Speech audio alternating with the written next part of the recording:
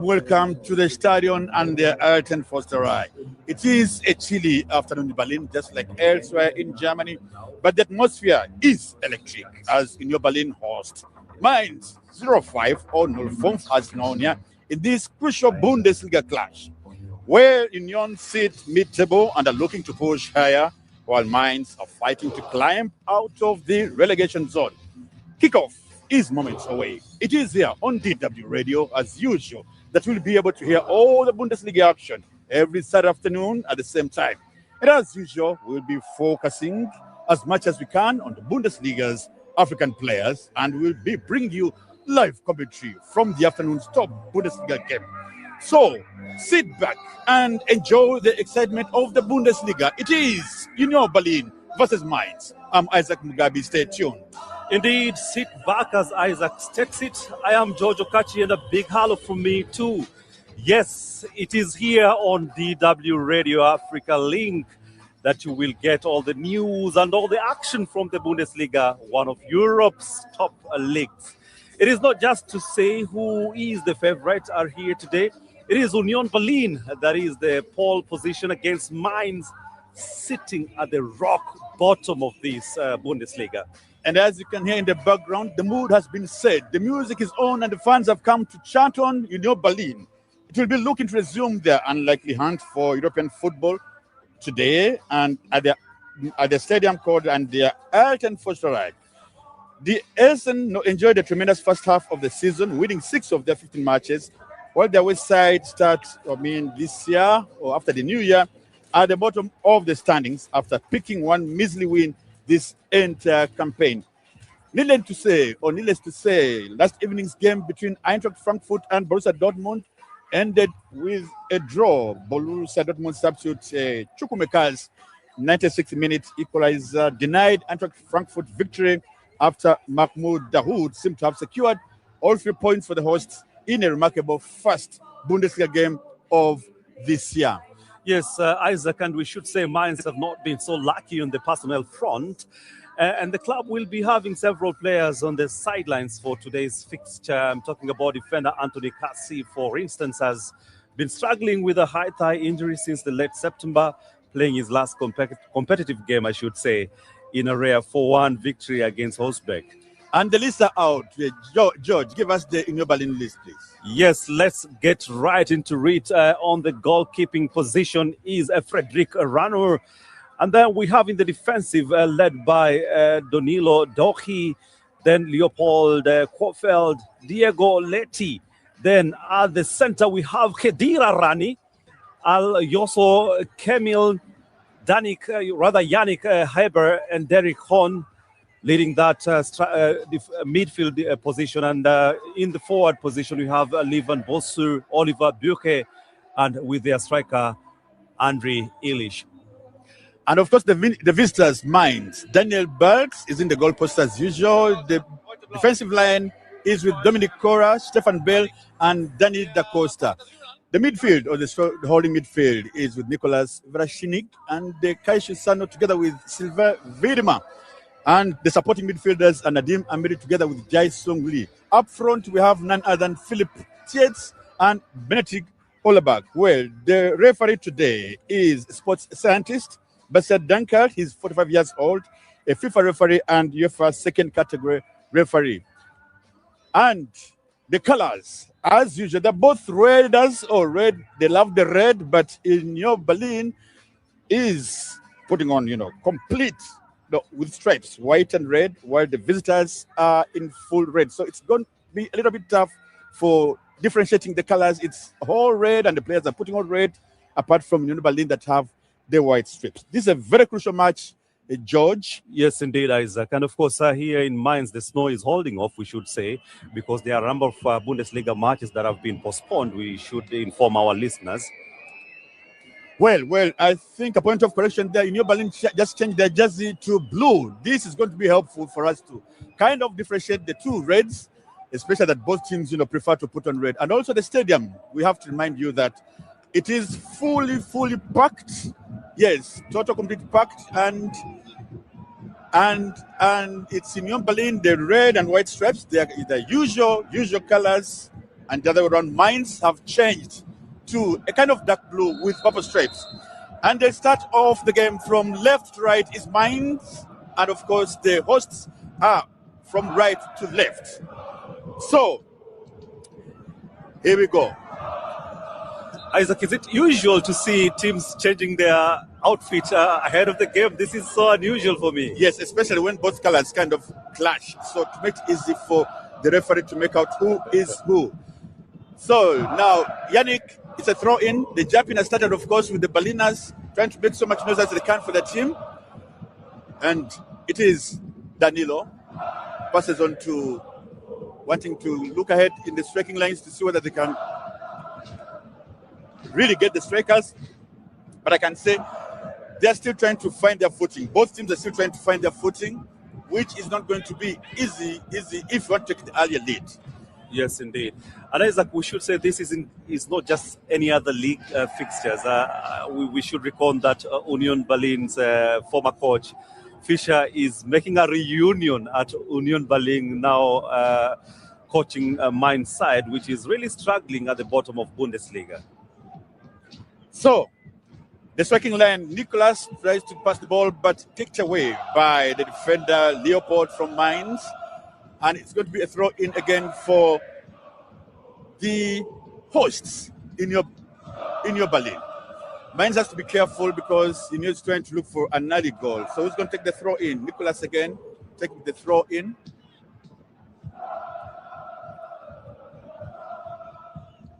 And yes, let's see now whether the hosts are looking forward to taking the early lead. But again, Levan is being tightly marked by none other than Silva Widmer. Who's going to blink first is the question.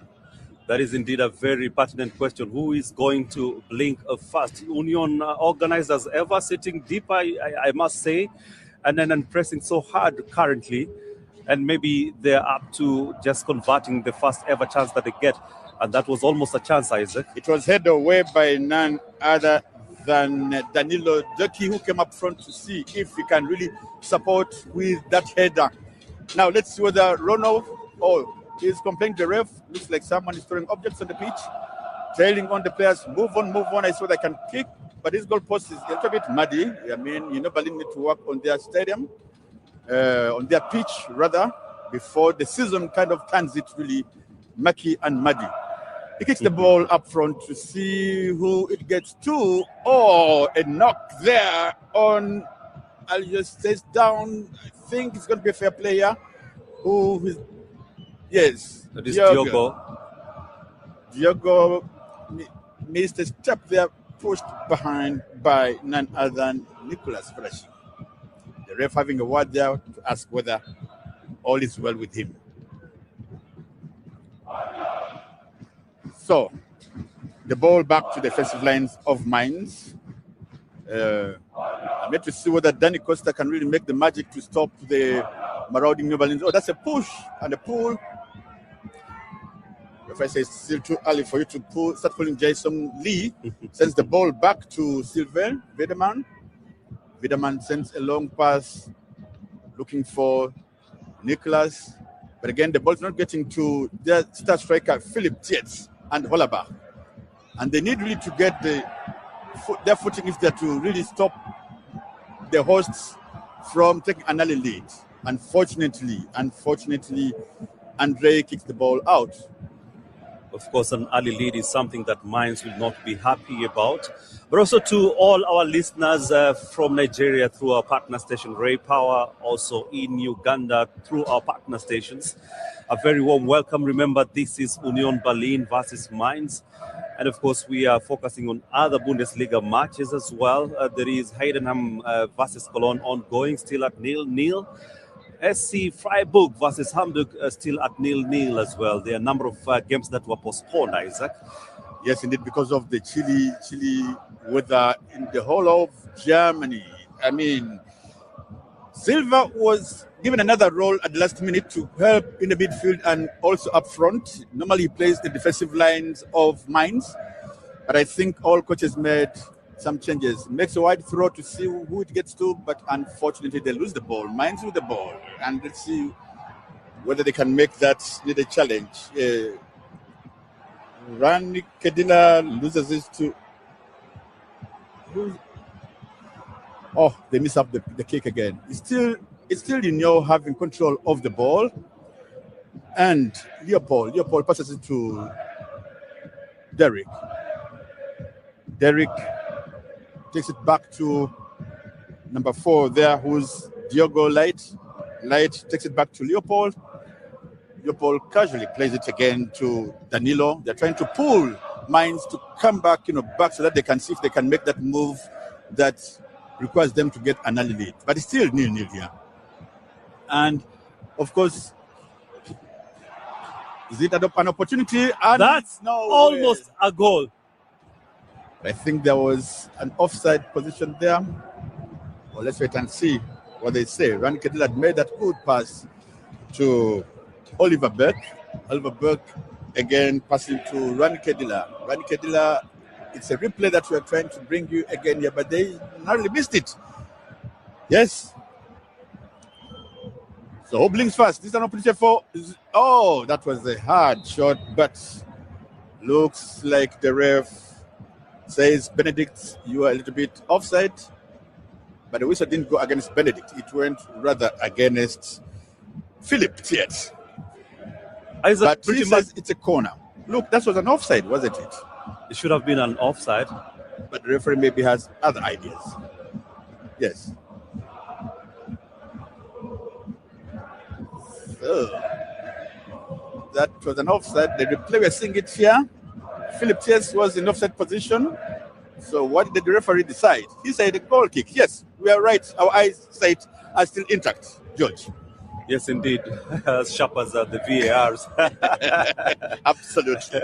And Isaac, when I look at Khedira's playing Rani Khedira, it reminds me of the brother Sami. Yes, Sami Khedira. Yeah? Yes, the World Cup winning, team member Sami Khedira in 2014. He was a great player, and now he's a football commentator. Just in other fixtures, Freiburg is hosting Hamburg, and Heidenheim is hosting Cologne. Bayer Leverkusen is hosting Stuttgart.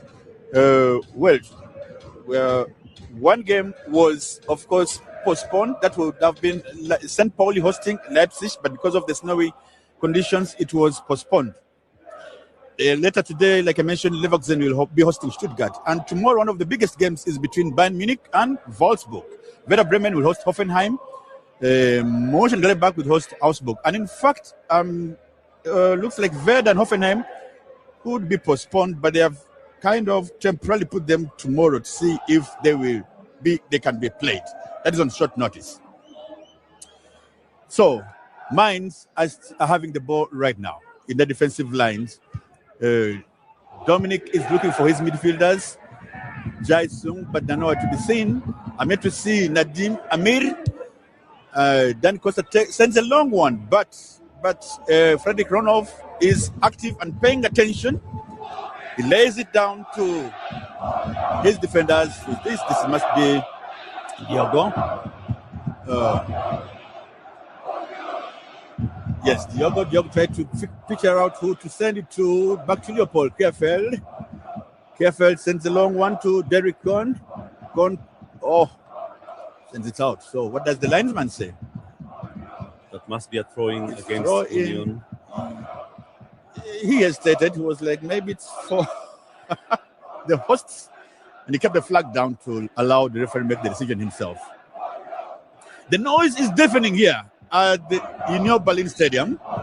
Really make it difficult for us to a little bit concentrate and see the game. But of course, we'll have the noise so as to give us the company that we need. Okay, that's a pull and a shove, but the referee says that's a foul. I'd seen that.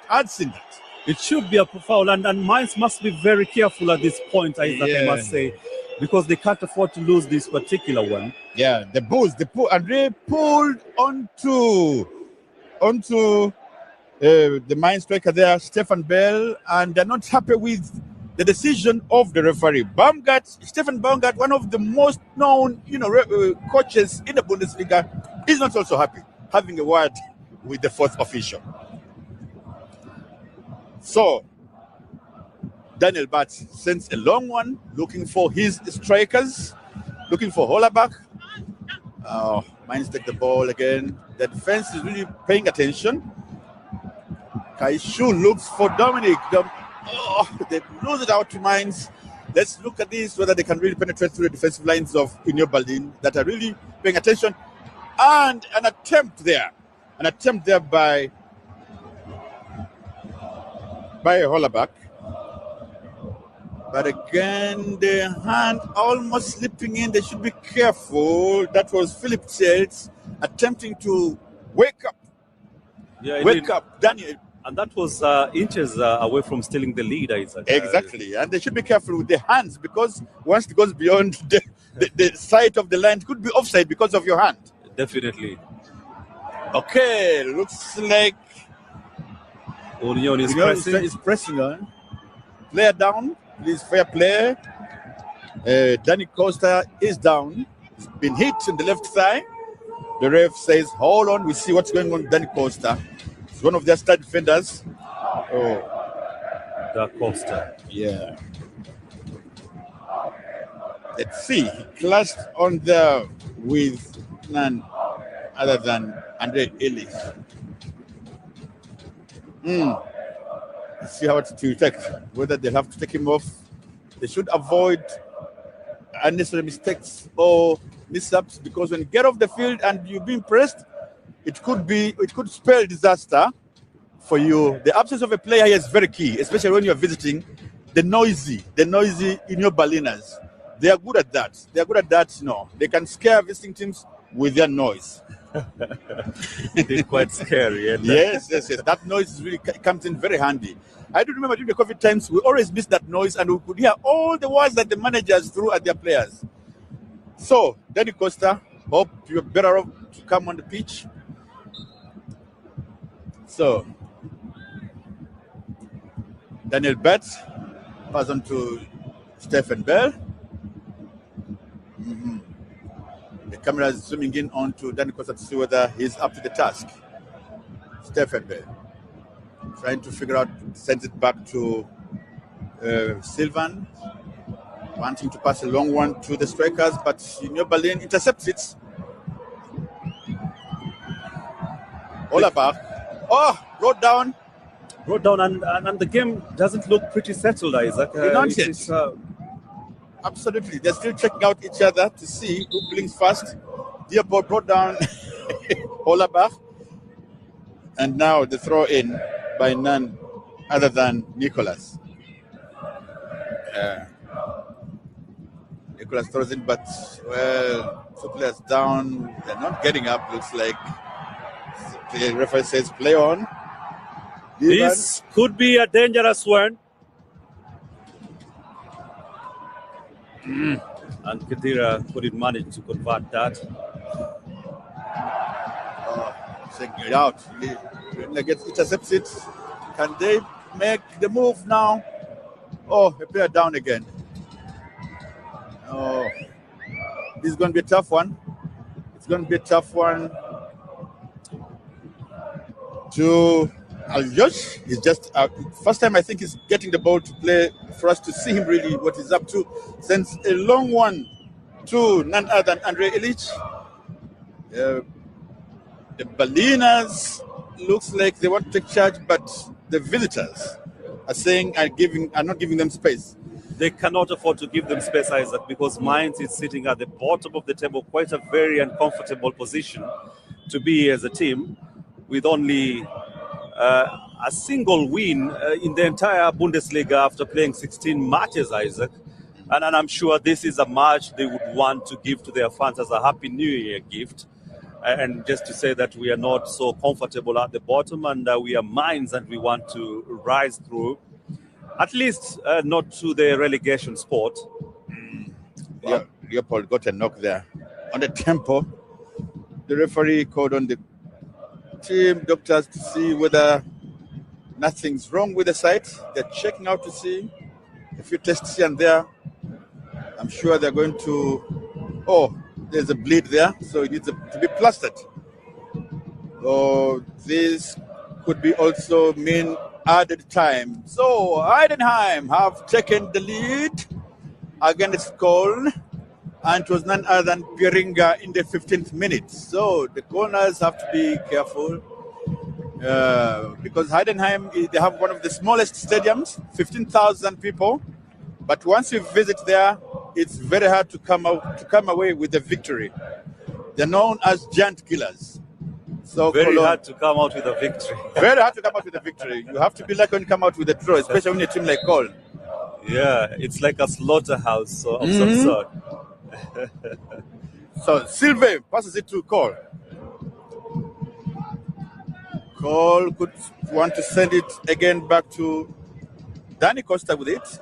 They're trying to play back ball to see if they can pull the Berliners, New Berlin, up front to allow their strikers, Thiers and Hollerback, who have been tightly marked, if they can penetrate, beyond the defensive lines of Union Berlin.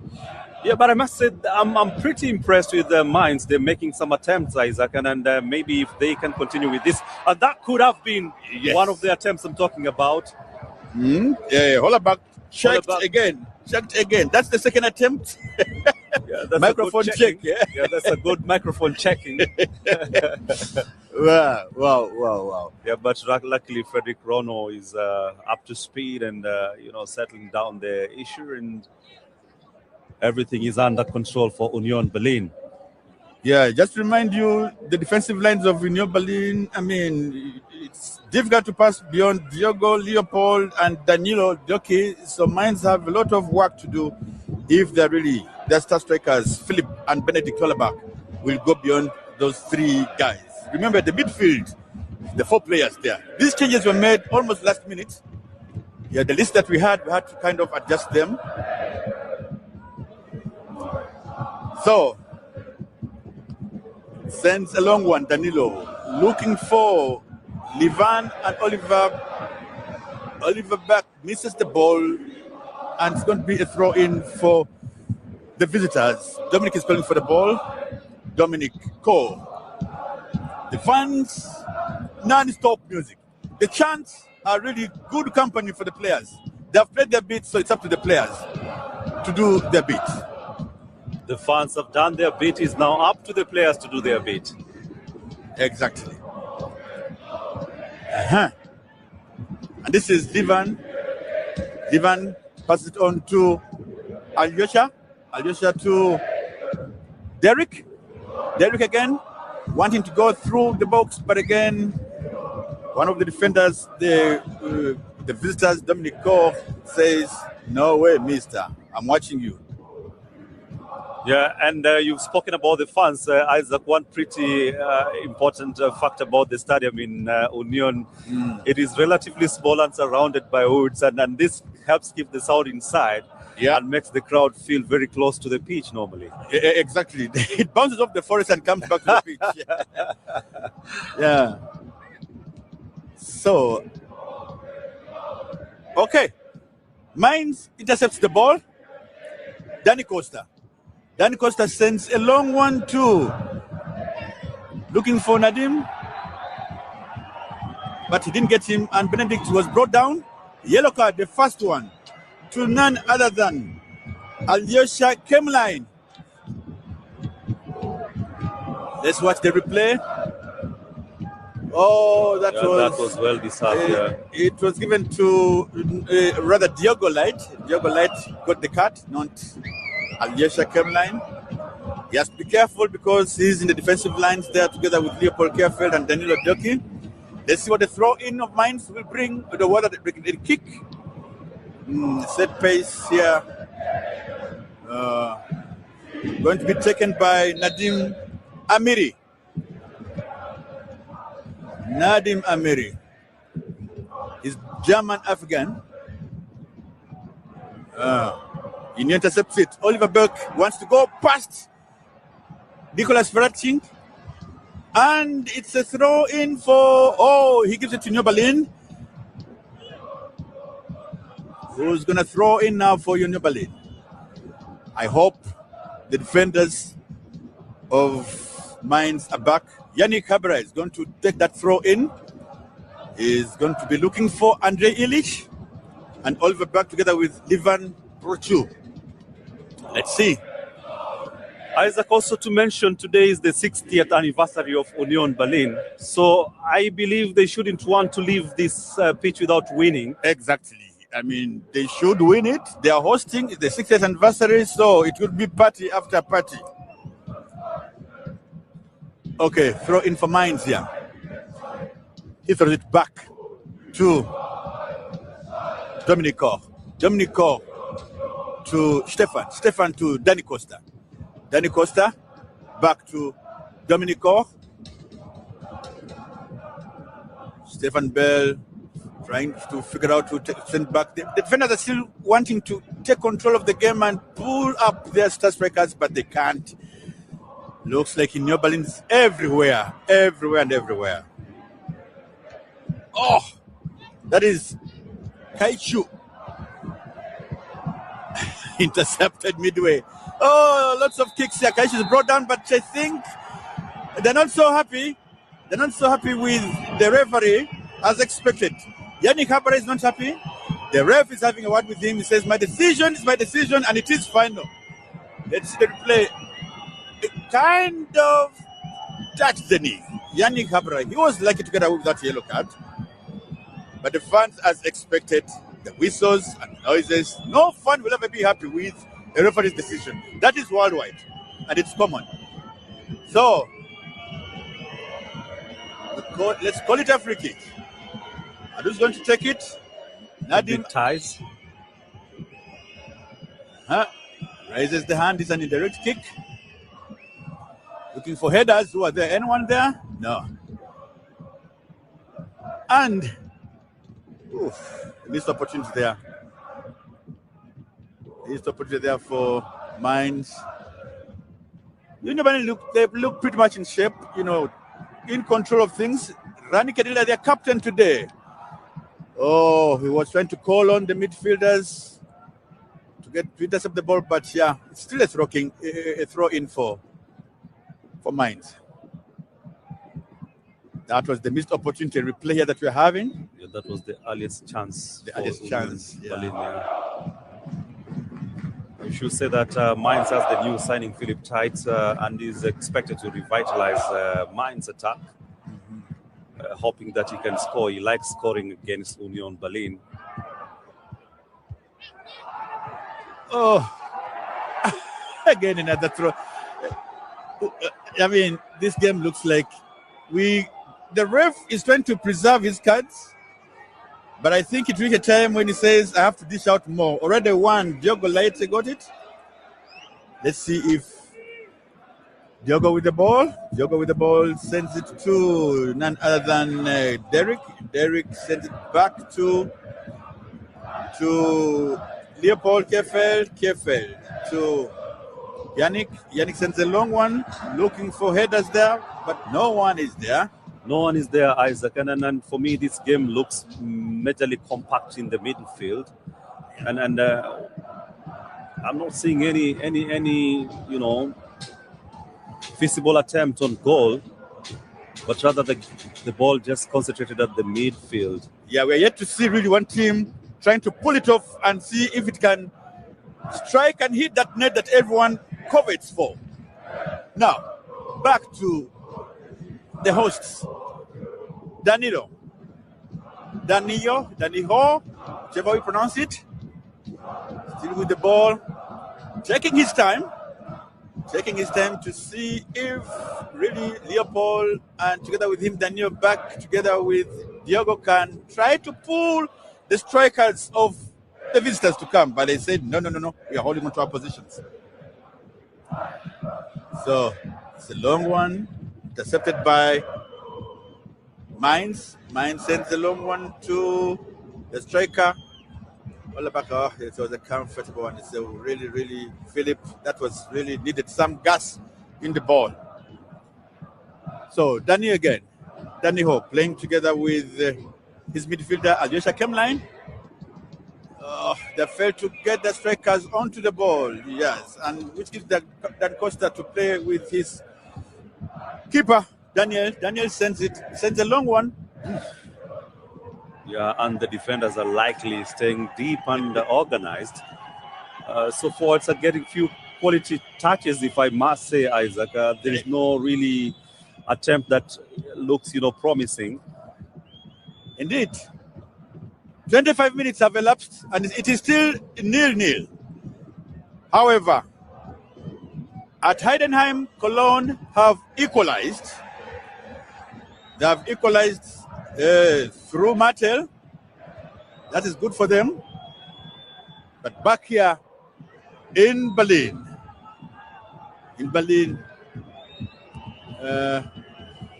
looks like a player is down there. Mainz player is down. They are going to call the physician. Oh, he's been pulled up. Yeah, that was Philip Thiers, one of the strikers. Just to describe this pitch, it is not the best pitch, and I doubt if a player can score and slide in celebration. Otherwise, you would get easily bruised. Yeah, Union Berlin have to work on their pitch. They have really to work on their pitch. I hope I'm not so unkind to them, but they really have to work on the pitch. Otherwise, definitely the center pitch must be worked on. More days of snow. Yeah, more days of snow, and for sure with the fans, section is okay, but the center pitch must also be worked on. Yeah, it is one of those old stadiums in what was formerly East Germany. So you can imagine they're small but noisy. I like the word noisy. And then the game pretty much concentrated in the midfield. And I believe one of the coaches must push a fullback higher or bring more creative players, Isaac, just to break the lines. And, we need a deadlock to be broken here. At least some goals. Exactly. A goalless game is difficult really to commentate. And it's so cold. Yeah. People need to chant and not chanting because of goalless, draw. Mm-hmm. So, Daniho is having the game of his time of his game. I mean, he's trying to balance up the act with his fellow defenders, hoping that the strikers will do the magic. But we're all waiting for that. Yeah, the Dutchman really giving his best there. Nice. Oh! Nice. That was a beautiful one, Isaac. A nice shot on target by Nadim Amiri. But Frederick Ronov is active and attentive. He got that one. Nadim Amiri, the German Afghan, who is really, really very key for Mainz. So, yeah, indeed. He's pulling strings elegantly in the midfield, Nadim. Lovely football. Throw in for Mainz. Will be taken by Nicholas Verashnik. Who blinks first? We're all waiting here to see. Nicholas taking his time. And he gets it.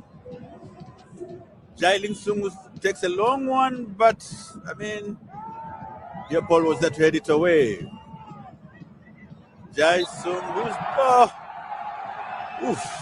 Nadim Amiri brought down by, who was that? Alyosha? Yes, that was Alyosha Kemline. As usual, he said, no, I didn't do anything to him. Yeah, sometimes such, back tackles are very dangerous. And are very painful, by lower the way. back tackles. Yeah. Then it goes to Stefan Bell. Stefan Bell still figuring out who to pass on the ball to. Back to Danny Costa. Danny Da Costa sends it to Dominic Cole, but it is intercepted midway or halfway. Yes. Oh. Oh, we're in business here. I can see pulls and shoves, and Nadim trying to protect the ball, but again kicked by Derek Cole. Stefan Baumgart calling on his players that take it easy. Yeah.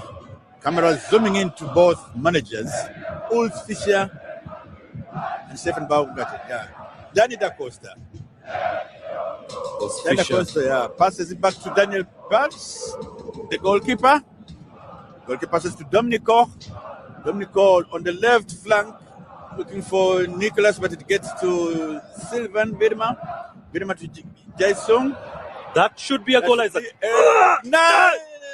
That's a goal! Elegantly placed. Hamid putting the strings there, Isaac, and converting it easily. Yes.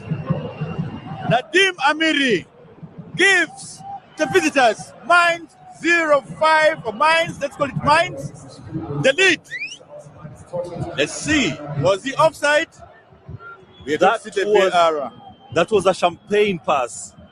But I think it got from the defensive lines. I doubt it was offside. I doubt it was offside. But again, let's see the referee.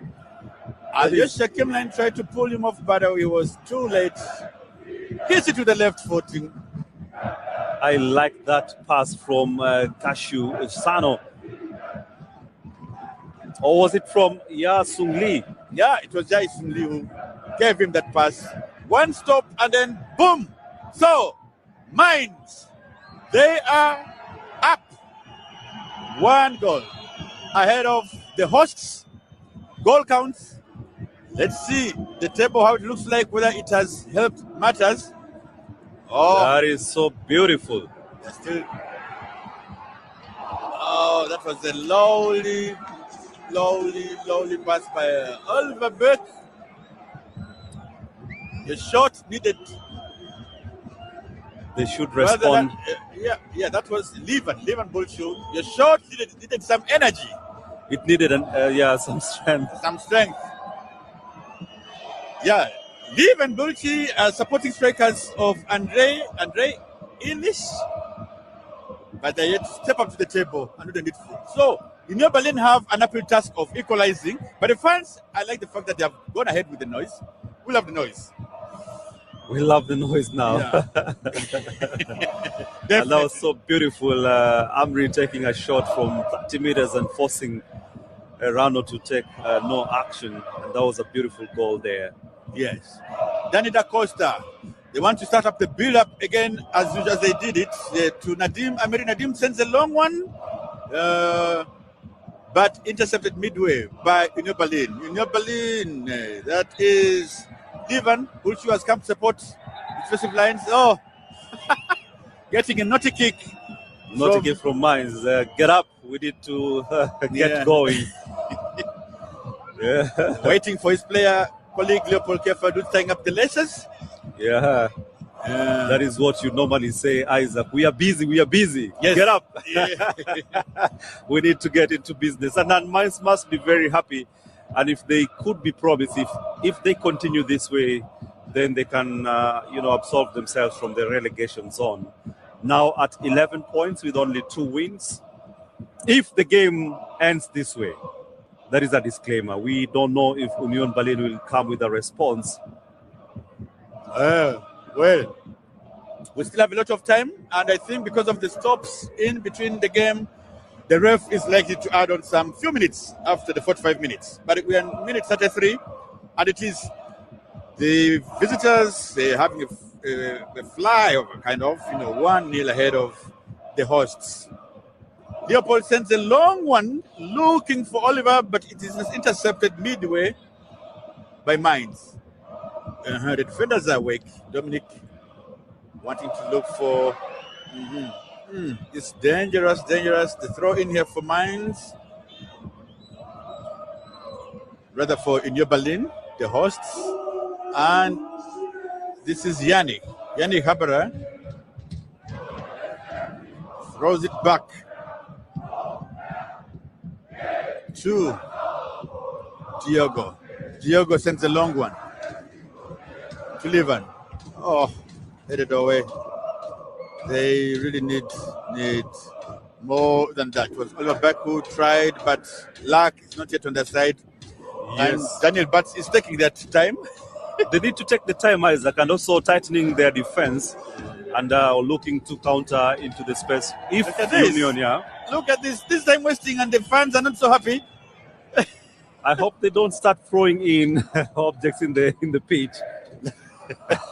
Daniel Bass threw it back to Dominic, and Dominic threw it back to to the keeper again, rather to Stefan. Oh, another throwing there. I mean, sometimes, George, when you waste some minutes, even Yes. though you're leading, you might need them once the other team equalizes and takes the lead. At Yeah. least in my experience, I've seen that. Time wasters always look for those minutes they wasted, and they can't get them back because I hope they're listening. we've been here, we've seen it all, done it all, and we know what happens. Yeah, So we're having a replay of that good goal by Nadim Amri. yeah, and It was superb. It was really superb, and this strengthened his case as one of the dependable players in Mainz, and Mainz will rely on such moments and such quality if they want to come out of the relegation zone. That was really not a nice push against Sylvan Widmer, the captain of Mainz, but he quickly apologized to him. Yes, quickly apologized to him. That was Leopold Kerfeld. He has to be careful because his colleague Diogo Light already has a yellow card. Ref says play on. The ball to Diogo Light. Diogo sends it up front. The strikers, Lehmann, are still missing in action, I should say. Together with Andrei Illich. Mainz have the ball. Let's see what they do with it. Jason wanting to look for Benedict Hollerbach to none other than Nadim Amiri. Nadim Amiri. Oh, his luck on their side. They need to put the ball down. Okay. Oh, another attempt by their captain, Silva Vedema. Pressure is building onto Pressure Union Berlin. building on to Union Berlin, and of course, Urs Fischer is so happy. Must be a happy man right now. Yeah. Remember, he was the coach of Union Berlin. He was so celebrated at Union Berlin, but today he's back to Union to pick some points that he really needs critically, just to save Mainz from the relegation. So do you think the party today will go on in Union Berlin now that You never know. They're They still like trailing. partying, maybe. Yes. Just to remind you, Heidenheim again took the lead through Neuhaus. So it's 2-1 against the visitors Cologne. And Freiburg and Hamburg is still goalless. So let's get back to business here. Diogo back to him.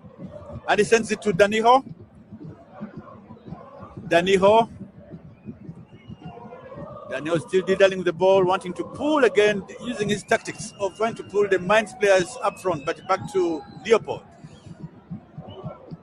Leopold sends a long one, looking for Leven and Oliver Berg, but they're nowhere. They can't get onto the ball, meaning Benedict.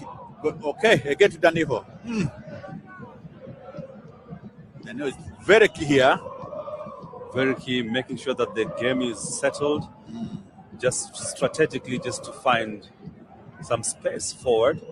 The defenders, I should say, they are dictating the terms at Union Berlin. They are indeed, Isaac. Would you say that Mainz is now parking the bus after that one goal? They don't want to lose the ball so that they get a clear chance to score.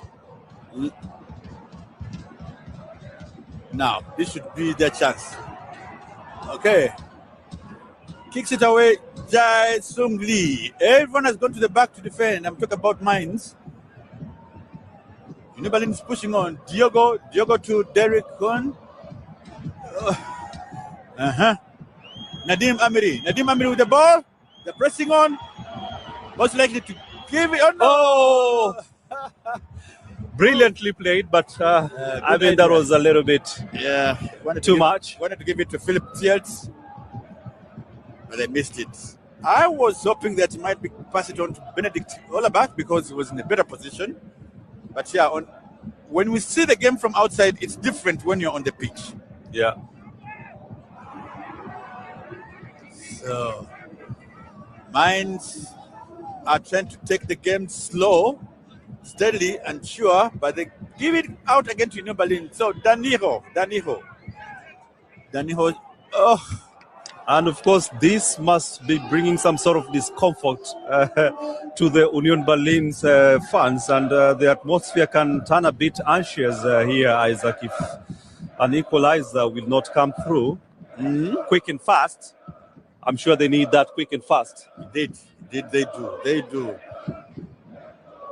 So, oops, Leopold Kefed misses it, but the keeper was up there to grab it before Philip says, set foot on it. So, Leopold Kefed. Leopold sends it to Danilo. Back to the goalkeeper, who passes it. Push there. Okay. Can they get to it? Solid defending there by Mainz, Isaac. And pretty much we've not seen Union Berlin, making up front some sort of danger. Yeah, not really. They got few chances and they utilized it through Nadim Amiri. Yeah. But I'm sure Benedict Hollerbach might also get a chance because it's pressing on. Although now the ball is under control of Union Berlin. Leopold sends it to Diogo. Diogo sends it up, looking for Oliver Burke, but Oliver Burke. That should be a good crossing. Intercepted, and Union Berlin wins the corner. Hopefully, this can be converted to a goal. The fans are, a lot of discomfort reading into the pitch, and you can tell by their chanting. Not as loud as it was before. It's going to be a corner kick. Or you should say not as noisy as it was before. But maybe if this can be converted. Corner kick to be taken by Derek Köln. Derek Köln is German-Ghanaian. Yeah, 26 years. Let's see whether they can rip from the corner, looking for headers. Oh! Oliver Beck stumbled on the ball. That was an opportunity for him to equalize. But it's easier for us to see it here than done on the pitch. Definitely. The corner well taken, but the replay here shows that, it was too much for Oliver. Yes, and a very good crossing from Derek Köln. And you've mentioned that he's from Ghana. He got a call-up, actually, Isaac. Yeah. He should be participating in the World Cup for Ghana. Definitely. So lucky that Ghana didn't qualify for the African Cup of Nations. But they qualified for the World Cup, and surprisingly, the teams sometimes winning, who won in the first phase, didn't qualify for the World Cup. And those who qualified, they start. Okay. Desperately looking for a goal there, Union Berlin, Isaac. Yes. Pretty good combinations from Oliver Burke, Levan, and also Derek Köln. Yeah. But Mainz are solid behind, and they're sure that this is their game to lose, actually. They don't feel like they want to enjoy sitting at the bottom of the table. Good attempt there by Levan. We are still seeing the replay. It was another opportunity, but But coming through for the Mainz side. Mainz are holding on tight to the ball. They indeed need to hold tight. Throw in for Mainz. No. Oh, the ball didn't play. So, this is Diogo late. Diogo sends a long one. Looking for Easter striker Levan, but it's been blocked off by Dominic Cole. 1 minute to go. Absolutely. For the normal time of the first half. Mainz 1, Union Berlin 0. This is the only second match Mainz is winning in this Bundesliga season. The ref stood in the way there, but yeah, he said play on.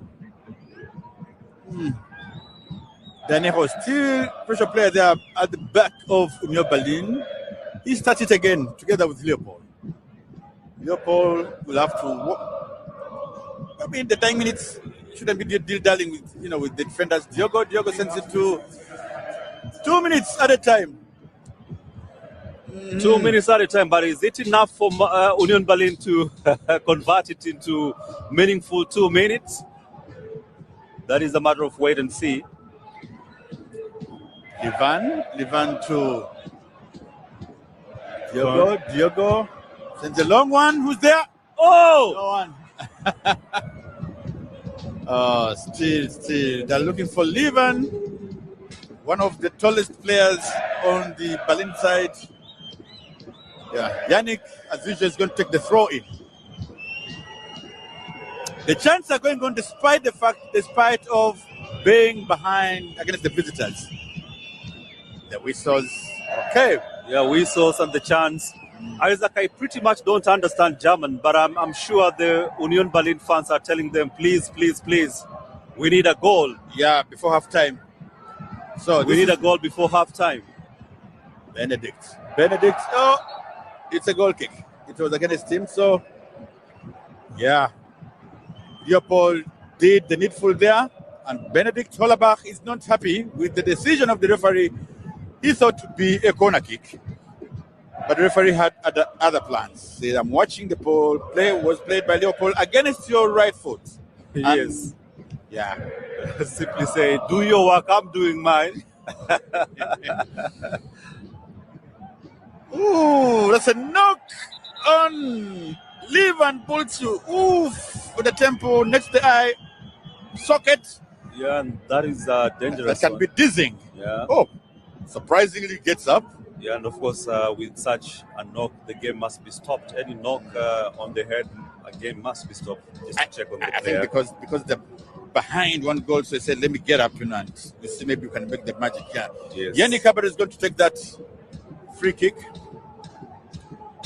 And they are hoping that they're going to equalize in the last minutes of added time. Now, the 2 minutes are over, so this could be the last ball. Indeed, they should. Let's see. If he says so, let's see if the goal comes in. And no one there. So the ref at the time will say, let's go to the break, or for the break. Or maybe Mainz scores a second goal. Stefan Bell So. There we have it. There we have it, half time. It's the visitors. Mainz have one goal against you host Union Berlin, who are yet to score. And then Heidenheim, 2 goals, Cologne 1. Freiburg and Hamburg still 0-0. And of course, remember, this is Bundesliga live commentary coming to you live from our studios here in Bonn, Germany.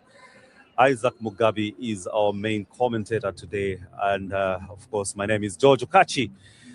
Remember that this game is also playing hot on the heels of the African Cup of Nations that is ongoing. And our correspondent Ali Farhat is in Morocco. Let's get to listen in what is going on in Morocco.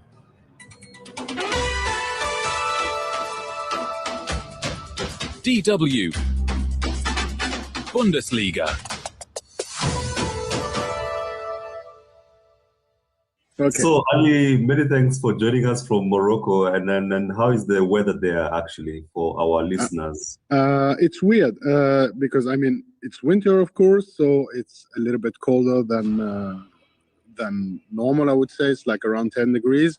But it depends on the cities. Like I'm currently in Rabat, in the capital. The weather is fine. It's sunny. But yesterday I was in Tanger for Senegal Mali, and it was rainy, really rainy. And I finished the game. I was completely stoked. Yeah, fair enough. Now that you've painted the temperatures there, let's now talk about the temperatures in the pitch. And then let's begin with Senegal's general masterclass. Did their performance convince you, Ali, that they are the tournament's favorites? I would say yes and no. Yes, because I mean, on paper, it's a solid team, also with solid people on the bench. Like you never lose on quality when you put, for example, Papagay out and you bring Lamine Camara in. You don't lose on quality, and that's the strength of Senegal. Now, the weaknesses of this Senegal team is like, for me, they have two big weaknesses. Is like sometimes they need to be in danger to react. Like for example, they were. DR Congo was leading against them in the group stage, and Sudan was also leading against Senegal. Then Senegal reacted and came back to the game. Yesterday against Mali, it was also a little bit hot at the beginning, and we had the feeling that the Senegal team needed some time of reaction, basically. That is a problem for me to see them like as big favorites of the tournament. And the second problem is also the lack sometimes of killer instinct. Like yesterday, they had many chances to kill the game against Mali, and they didn't. And they won only 1-0, despite they were playing 11 against 10. Would you say, Ali, would you say that poor officiating was one of the lucky part for them, because we saw the red card against Bisoma, and then many people are saying that could be the reason why Mali was dented. No, I won't say so, because actually it's weird. This Malian team is a paradox. Actually, they are better when they are down to 10. They show more solidarity.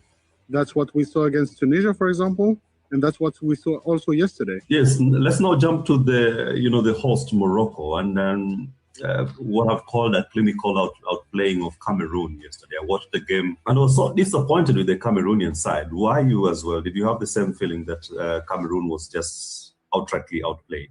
Let's not forget that Cameroon was in a chaotic situation not 1 month ago with two coaches, the Ministry of Sports and the Cameroonian Football Federation really like fighting. And what they did in this tournament until they played against Morocco was really great, despite the lack of preparation. I mean, what Cameroon showed in this tournament so far, had shown before the game of yesterday, it was really, really great. I mean, Cameroon was somehow unlucky to meet Morocco at this stage of the competition, because I am convinced if they had played any other team, they could have qualified for the semis. But yesterday, they played a Moroccan team. Not only Morocco is playing at home, it's also a team that had shown, like we saw in the World Cup 2022, when Morocco has to play against stronger teams, they are really good. They know how to elevate their level. Let me pick it up from the home advantage that you've mentioned. Do you think they are under pressure now to, ahead of facing either Algeria or Nigeria in the semifinals? I mean, the pressure has been constant here. It has been constant. It has been constant because, first things first, it has been now 50 years that Morocco won its last AFCON, first and last AFCON. So the pressure was big. Playing at home, everybody wants to see this. People were expecting this Moroccan team to dominate every game and win 4-0 every game, which is not the case because it's not the style of this team. And so pressure was always there for them, and but still, they have this home advantage, which is like giving them wings, honestly. Yes.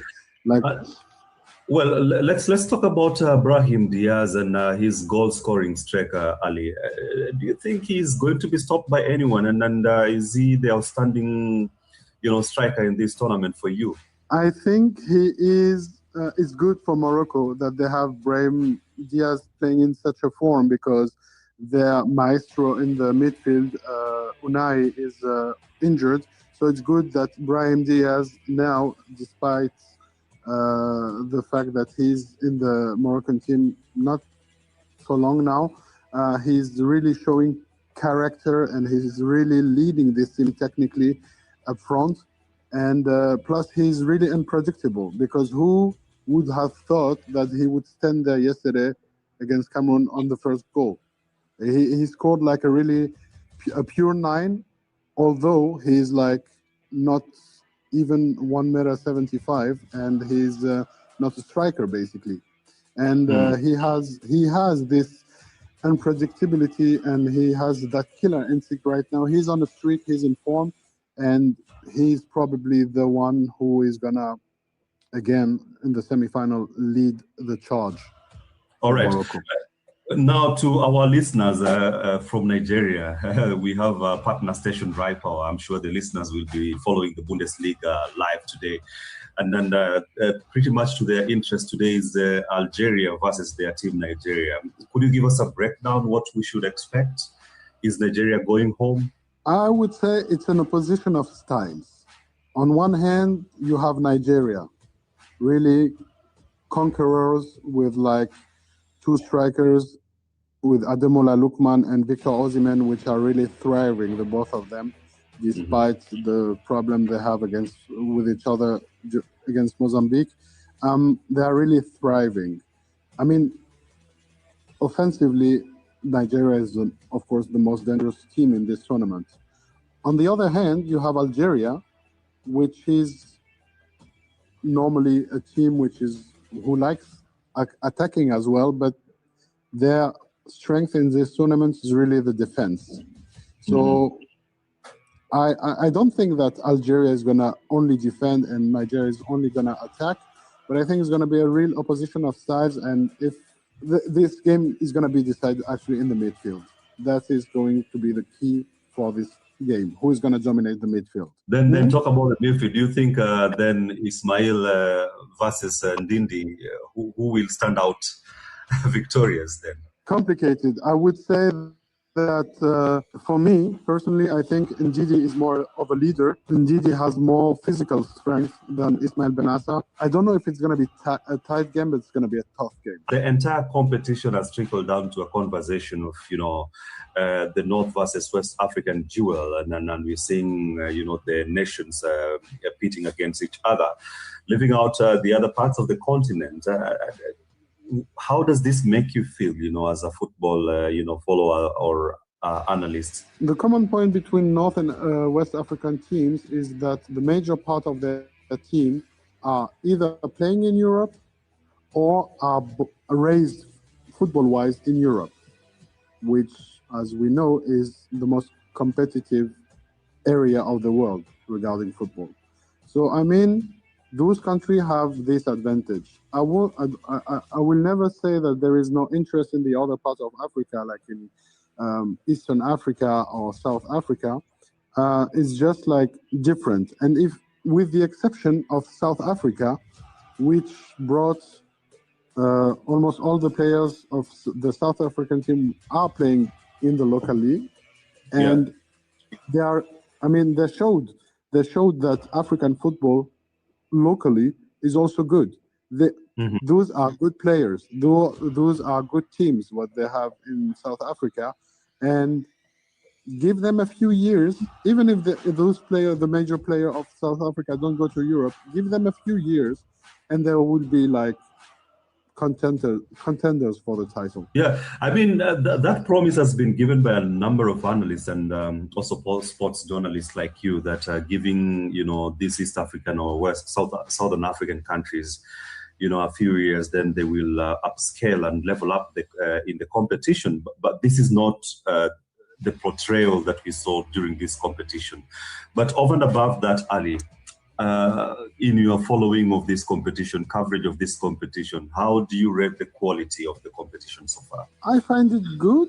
I find it good because I really like the fact, despite having like stars like Osimhen, Salah, Diaz scoring goals a lot, what I really like in this tournament is like the collective mentality of the teams. It's more collective than there have ever been in this tournament. I give you an example. Even a team like Sudan, where you would think no one know the players, etc., even them, they play like they get out of their goals like with short passes from the defense, like you would see in Europe, for example. Like they are like really building from the defense to the attack with some kind of discipline. And yeah, there is like in this tournament in particular, I find it's not about like one player in a team, but you have collective forces everywhere. The competition has also been marred by claims of poor officiating. Is this, an argument that stands? For this competition, for example, every decision is also made viral, and people are talking about poor officiating, etc., etc., where it's actually more or less the same as what we can see, what we can witness every week in Europe. But because it's Africa, so it's like, oh, they're not at the good, they don't have a good level of refereeing, etc., etc. So yes, okay, maybe there are like some decisions which are controversial, but nothing where I would put like a big scandal. Yesterday, for example, also like you don't hear a lot of people complaining about it. By that, I mean, for example, David Pagou, the coach of Cameroon, didn't say, didn't complain about the refereeing yesterday. He said, yeah, we lost fair and square. Like I said, we have been witnessed worse in Europe in big competitions like Champions League. But like I said, because it's in Africa and refereeing is always controversial, people are making a big story out of it. But I don't think it's a really scandalous tournament in terms of like refereeing, honestly. All right, Ali. So finally, which team are you rooting for to carry the day when the finals will be played? And especially tell me, which teams do you foresee playing the finals? I could imagine Morocco going to the finals. Mm-hmm. I can imagine that. But I and on the other side of the knockout stage, I see Ivory Coast. I have been really, really impressed by Ivory Coast because they have everything. They have everything. They have a strong defense. They have even a stronger midfield. And up front, Amad Diallo is doing his things.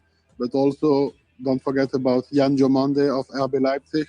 Has been really good so far. And also, Bazumana Toure from TSG Hoffenheim, which is every time he came in, he was really, really dangerous. I would say that Côte d'Ivoire has a chance to be in the finals, but for that they have to pass Egypt today. And Egypt, we know, even they have Salah, but sadly they can't really play for him, like to put him in the best conditions. But we know this Egyptian team can be a real struggle because defensively they are really strong. And as for Algeria, Nigeria, it's going to be a tough one. I can imagine this game going like full of goals, like 2-2 and going to extra time. It's going to be a tough game. I can imagine, but a tough game like with a lot of goals in it. DW Bundesliga. A very warm welcome back to this live commentary of Bundesliga match between Mainz versus Union Berlin. And just a while ago, I've been speaking to our correspondent, Ali Farhat, who is following on the African Cup of Nations, which are on the quarterfinal stages already, having Senegal having qualified for the semi-finals, and also the host Morocco. Today, we have a match between Algeria versus Nigeria, and also later in the evening, Egypt will take on Ivory Coast for that spot in the semi-finals. Back to Germany. I'm here, Giorgio Cacci, and on the other side of the studio, we have the one and only. Yes, my name is Isaac Mugabe, as usual. Welcome back to the Alten Forsterei Stadium. That is the home of Union Berlin, formerly East Germany. And the hosts are still trailing the visitors by one goal. We're hoping that the coach or the manager has tried to put some sense into the gameplay. Stefan Baumgart is the manager or coach of Union Berlin. He's known in Germany as a no-nonsense manager. And off we go. Nadimi Amiri, the goal scorer, sends the ball back to his defenders, Danny Da Costa.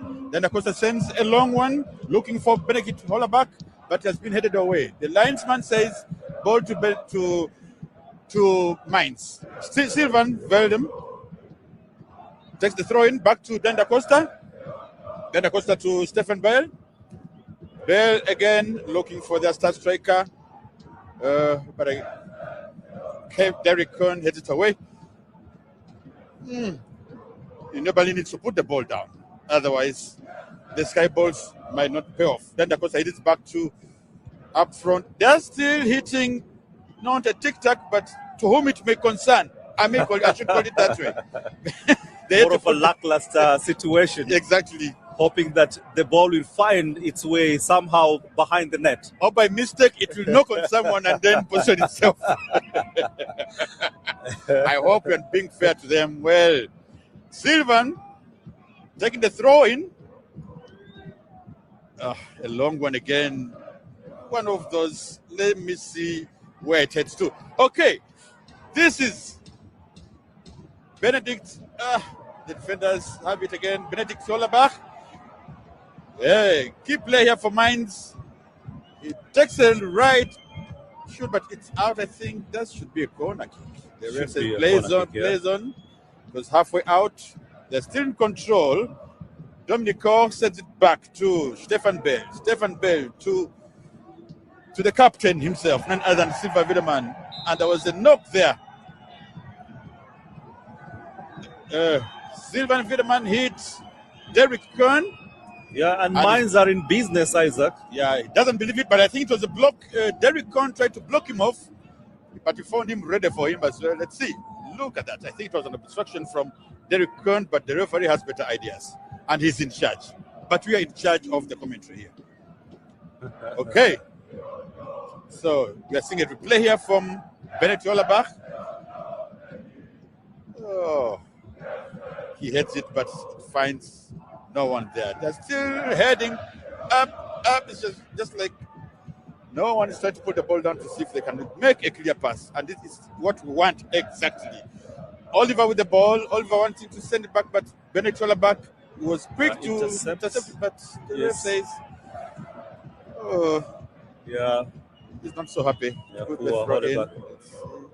Yeah, but Mainz clearly clinically finishing and pressing to neutralize Union's compact defense.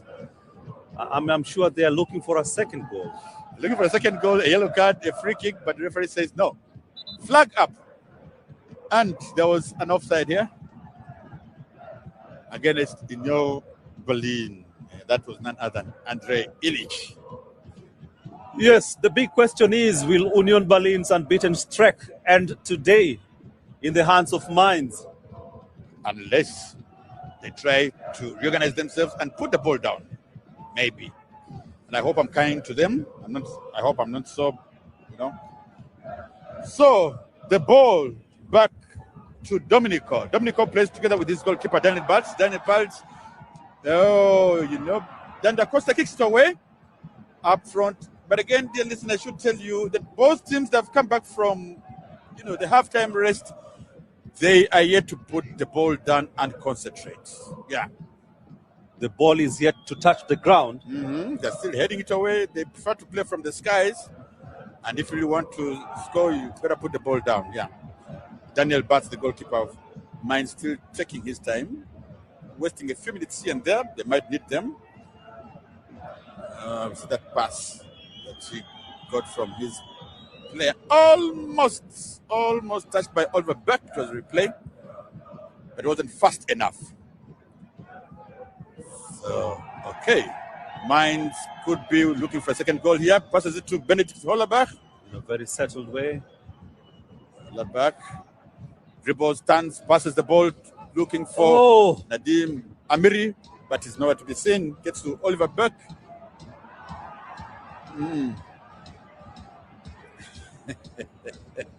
It's quite interesting. The referee also first left them to play Leopold Kerfeld in front to support Levan. Interesting here.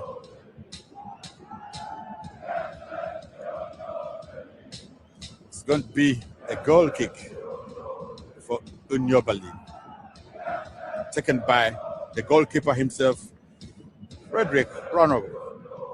Long kick to his strikers, still heading away the ball.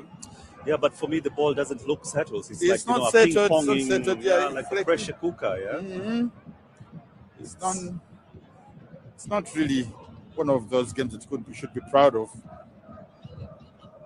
Oliver, but tussling it out here with Dominic Cole, the defender, and he gets a part from his colleague Nicholas Farashing. That well done, well blocked him off. Yeah, that's how we should be doing it. Yeah, but of course we have to mention again and again that Mainz are in pole position. They're leading the game, even though they're right down at the bottom of the table. So with the Bundesliga, it's always tough to bet on games. We don't advise people to bet because sometimes the underdogs turn the tables, just like what you're watching right now. And Mainz, they yes. need to turn the table. Isaac, they don't have any other way because sitting at the bottom of the Bundesliga is not an easy task, actually. Yes. And coming into the year, I'm sure they have New Year's resolution to come out of the relegation zone. I mean, their previous game they played against St. Pauli, and it was a draw, 0-0. That is Mainz. And again, a week before that, they had played against Bayern Munich, the table leaders, and it ended a draw, Yes. 2-2. And they were playing in Munich. Yeah. So Munich hosted them, and they drew. And the previous season, we know Mainz, they're giant killers. They don't care who they meet. They have that saying, you come on. But unsurprisingly or surprisingly, whichever you may look at it, they are at the bottom of the table. So they've They are not really. lost the previous 4 games. Yes. Just to make it like clear, they've not lost any game. Yes. They have previous 4 games, and they're leading right now. So Hopefully the scoreline remains the same. hopefully, we hope so. I'm sure Fischer will be lucky and happy to maintain this because all the headlines are flashing out that Fischer is on the lead. Of course, he was the former coach of Union Berlin. Coming to the reunion, not in a good way, but to pick points from his former club. Uh-huh. Okay, this is Levan. No, back to the Mainz players. The defensive lines are really awake. He plays it back to Leopold.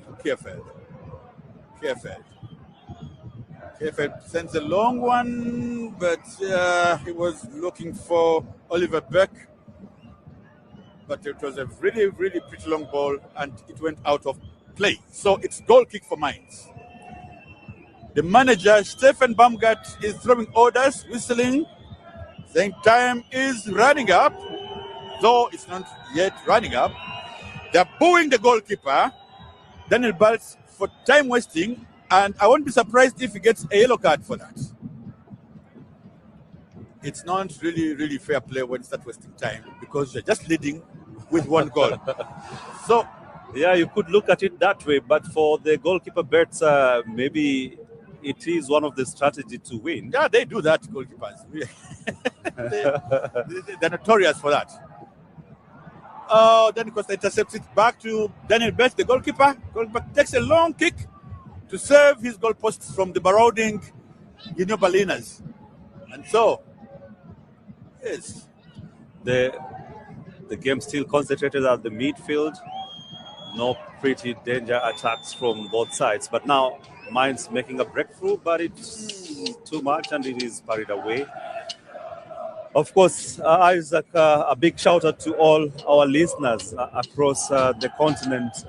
We have those following us from our partner stations. in Ray Uganda, there is Ray Power, FM Nigeria, Uganda, UBC. Greetings from Bonn, from a chilly Bonn where it is snowing, and I hope Kampala is warmer than here. Yeah.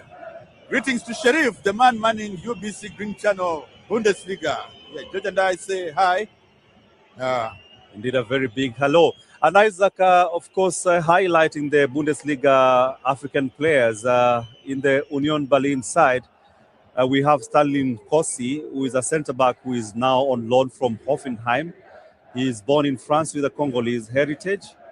We have Oluwasun Ogbemudia, that is a defender in the youth team of Nigerian origin. Hayasa Ansha from Ghana, also playing for Union Berlin. And on the Mainz side, we have Jeremiah Ado Debra, who is a young midfielder, 19 years old. He holds dual nationality, German and Ghana. And Philip Mwene, Australian Kenyan. I like the way he plays, actually. Yes, he's on the bench though, and we hope maybe actually he's not featuring now with the team, but again we have Danny Da Costa there who just kicked the ball away. Yeah. But he was to be having an injury at the beginning, but of course he looks pretty much intact to continue defending for Mainz. Daniel has gone up front to help with the striking line. Berlin pressing on Derek Köln with the ball here. Sends it the midfield of... Yes, they urgently need a goal. And that could be a goal. Dilly-dally with it, but they're still in control. Leopold Kefeld has it. Sends it to Yannick Gabriel. Brought down. A breakthrough for Mainz. That could be yellow card for Danijo. He pulled. Wanting to revenge for his player who was pulled down. He's going to get a yellow card for that. Yeah, because Jason was the last player. So, Danijo, that's a yellow card. That was a knock. First by none other than Nicolas Ferretti. See, this is the replay.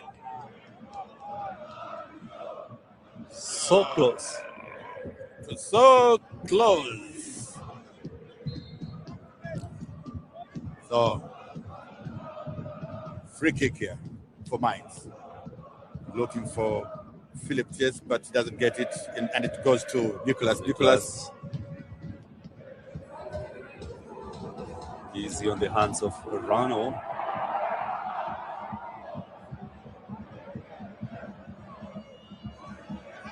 Mainz showing that they're pretty okay with the aerial balls. Even if the ball is not settling down, they seem to be intercepting a lot of attempts from Union Berlin. And they appear to me as the better side in this better part of the half. Of course, with a commanding 1-0 lead, hoping that they can make it better. Yeah, they seem to be confident. And now the captain is dilly-dallying with the ball to Stefan Olabak, who's been brought down outside the box, but the ref said, play on. Play on. Play on, young man.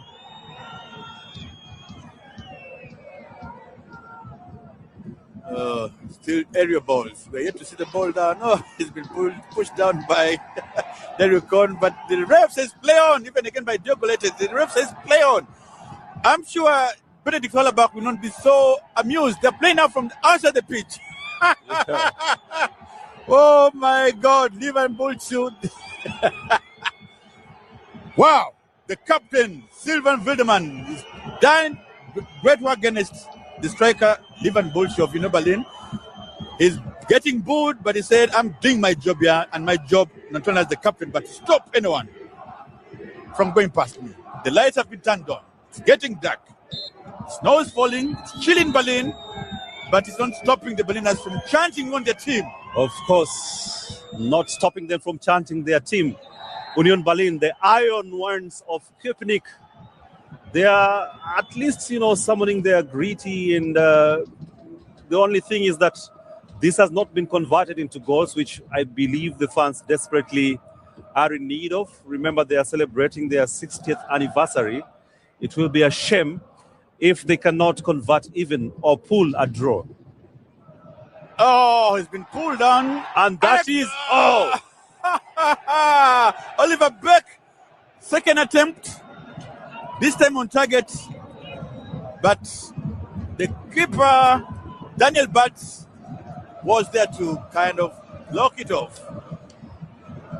Now, that could have been turned bad because Andre Illich played really nasty there, pulling play only that the ref said play. Now the corner kick for New Berlin. Easy for Bets. And Mainz heads are skipping, I'm sure, Fischer. As you can see, he's clinching on the touch line. He wants another goal from his boys. Yeah. And wants to come out of his former team, his former club, with at least 3 points. He wants to have it all. Union Berlin now seeming to settle down. Not so much into aerial balls as we've been seeing in the first half. But will this be converted into goals? Oh, that's a blunder from their goalkeeper, Rhino. I really want to see Rani Khedira. Do you think he's up to his role as the captain in this game? I mean, that comes with a lot of responsibility, but we've not been seeing him. He's lost somewhere. He's lost somewhere. We cannot see him. I know that the format that we have right now, the manager changed it at the last minute and told him to be just behind, almost there, the goalkeeper in defensive lines. But again, we don't see him much. We don't see him, and in this cold, I wonder how a player would be running around without even, having an attempt on the ball. Yeah, and no, that's not his position, where he's playing right now, because we know him in the really midfield. And talk about him, there he is. Yeah. But no major, as you can no see, major action that warrants, a commentary. But anyway, hoping that he wakes up, and the team really depends on him at this particular moment. Him leading the charges as the captain today. But he is a professional, Isaac. He can play, he can take up any role that the coach, asks him to take on. Oliver Buck is frustrated, and I wouldn't be surprised if he's substituted at some stage. He's not getting the balls that he really wants, and on the right foot, especially to unleash his lethal shots. So, Diogo to Dan da Costa. Dan da Costa back to Diogo. Diogo sends it to Leopold Kerfeld.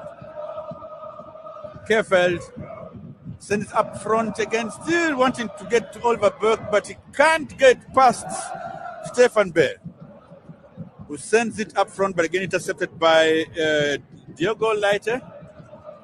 Leite to Dominic Köln. Dominic Köln passes a long one. They want to attempt to kind of see what they can give. Illich is brought down, but they play on. Sends it to Yannick Haberel. Haberel passes it to Oliver Burke. It needed a tap, but Rani Khedira missed by inches, and I think strained a muscle there. Let's see the replay from Oliver Burke. Then Rani was stepped on. Shove. Let's see clearly again what happened there. He strained, and then he's up with a limp. No big deal. That was dangerous. Now we have fresh boots coming on in your belief. Some youngsters. Andreas Schäfer. Und Dankeschön, unser Nummer 9 Lieferan. Neuen spielt mit der Nummer 10 Ilias. Und unser Nummer 13 Andras. Und niemals vergessen.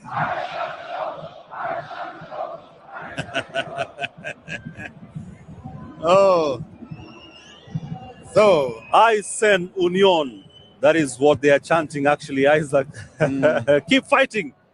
Keep fighting. That is what the fans who've come in droves are calling on their team, this team from the capital of Germany, Berlin. Ilias Ansah has come on for Liv and Bulchu. We hope you do so much that you wanted for. And Andres Schaefer has come on for Yehoshua Kemline.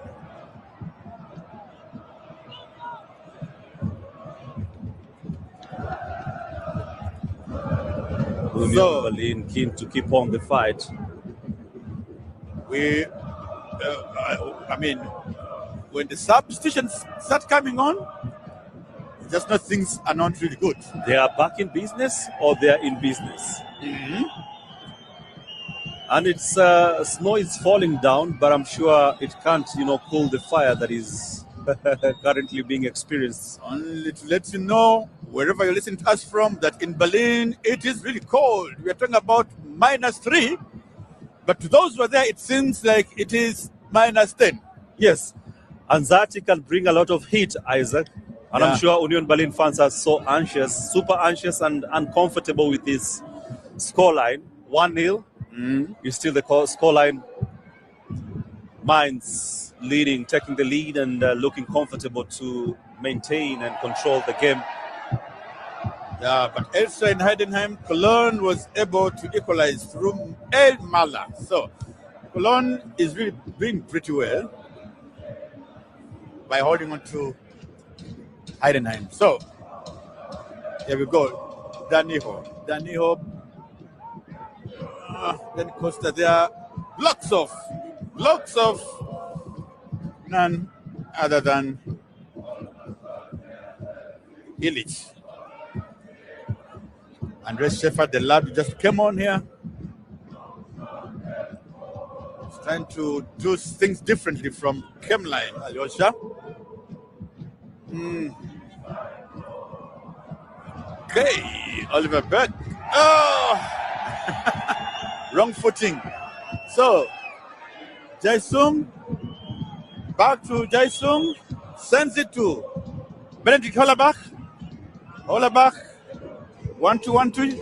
It's good pass. Jaisung actually delivering, Isaac. Yeah, he is. Down his beat.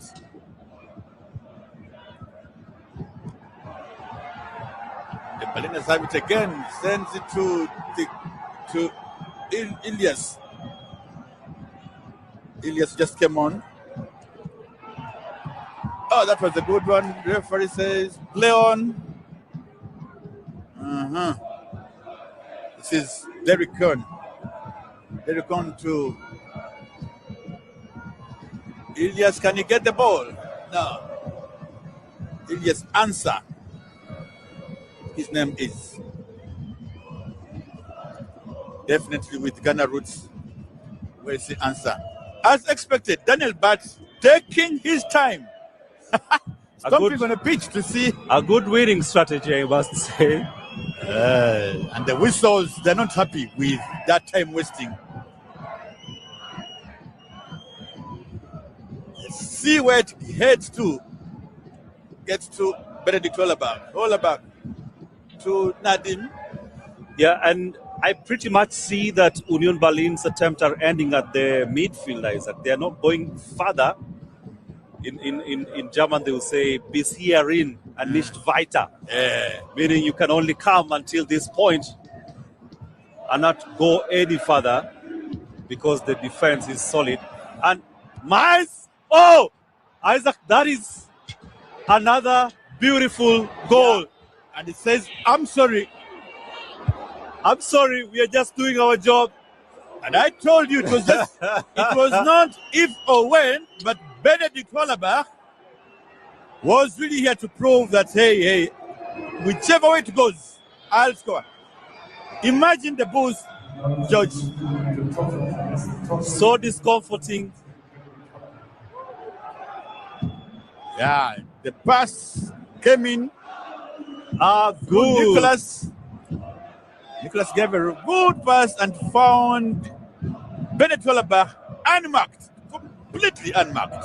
Yeah, that is what I call champagne pass. Yeah, Waiting to be popped and... Jason Lim started the build-up to Nicholas rushing, did the needful. Look at that beautiful pass. What about having it so easy? Yeah, easy, because Derek Köln decided to mark him from behind. Uh-huh.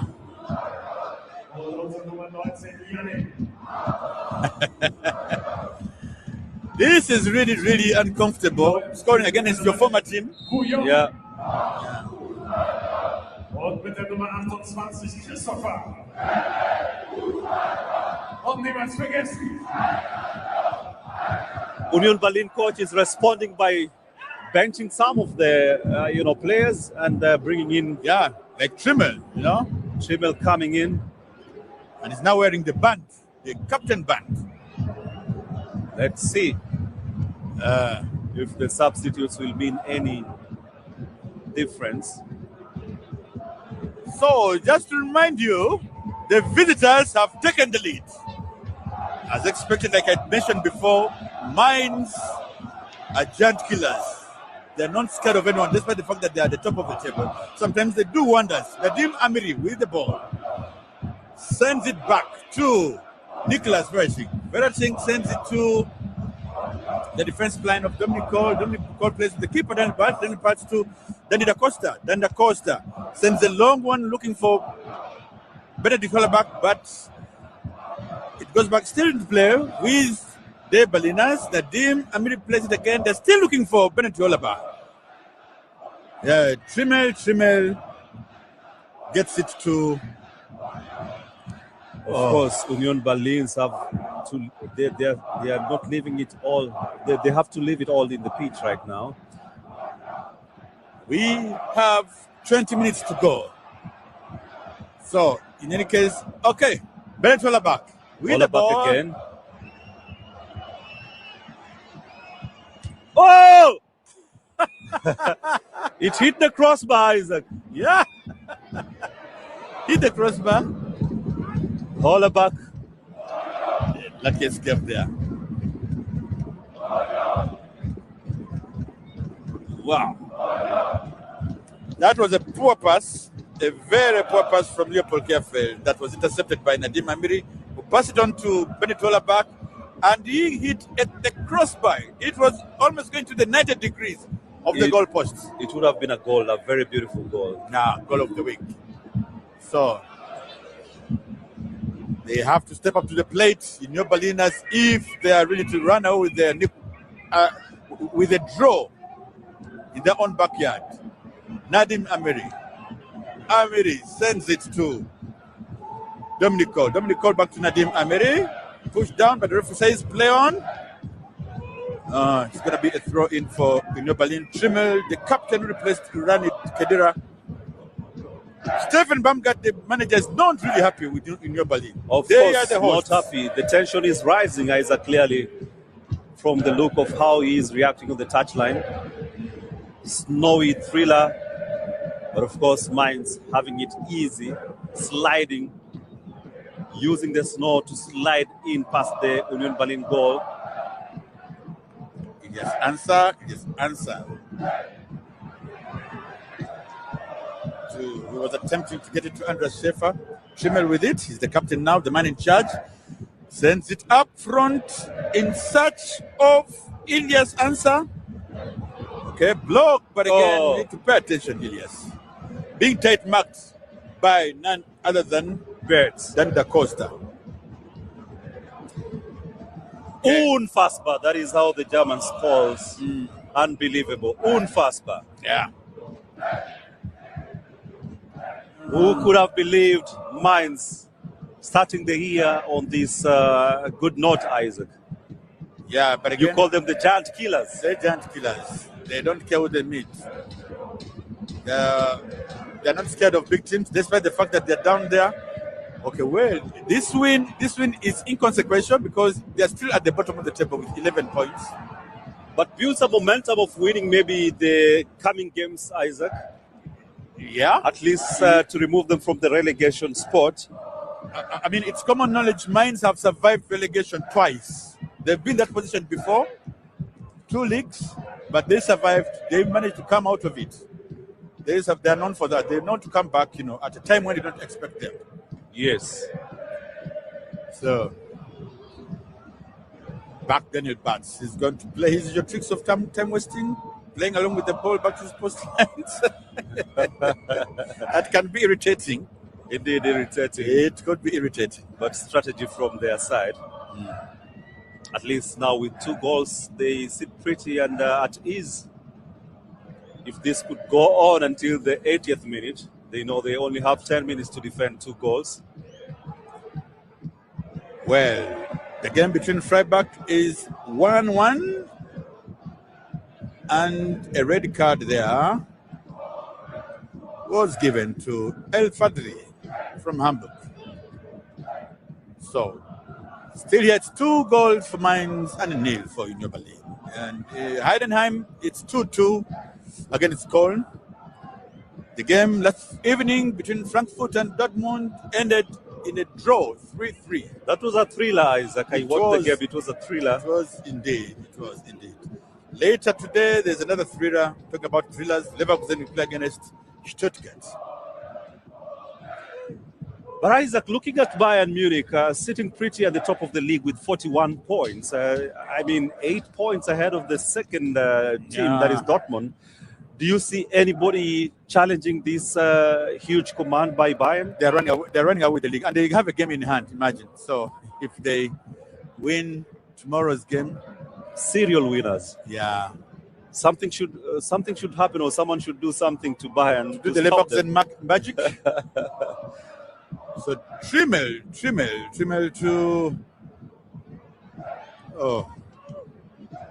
Ilias. Okay, let's see whether Ilias can step up to the table. Köln, this is Derek Köln. Switch places, going up front. Köln can. Yeah! Oh, excellent! That is a beautiful response. That's excellent. An excellent response. Mm-hmm. That is a young William Jiang. William Jiang.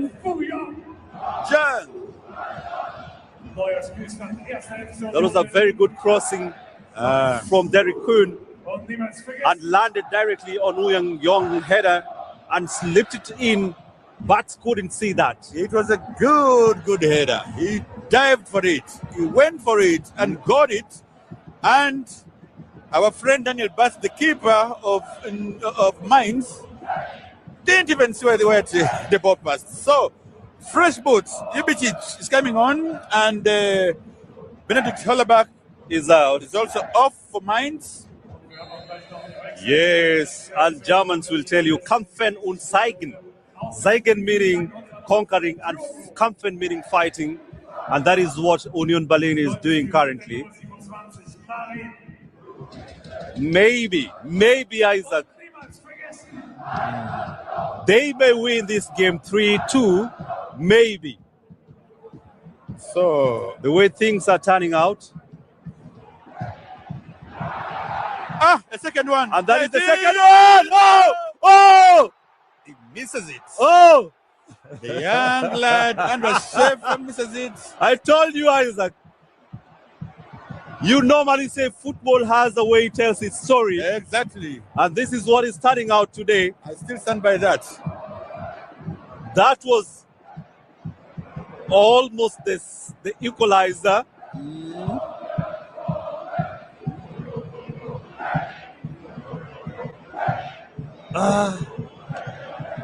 Yes, Andras Schäfer there. And then, oh la la, hard luck. Andre Illich misses it. He misses that. That's not what I expect from, a top striker like Illich. The coach can't believe it. He was not expecting the ball, right? No, but you have to be attentive. When you're just there in front, you have to be attentive. Anything can happen. That should have been a very easy conversion from him. Yeah. Maybe through tension. You never know. Actually, you've said it right. There is a way I look at the game, and there is a way he is looking at the game because he is in the pitch.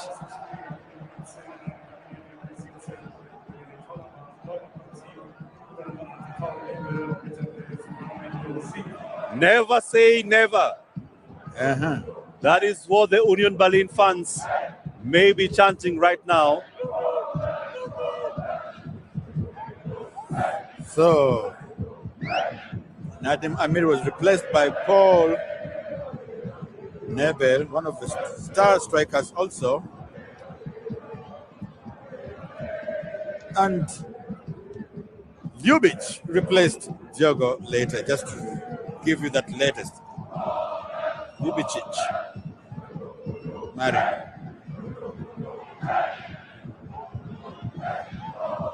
So a couple of substitutions here to see if really both teams can make a difference.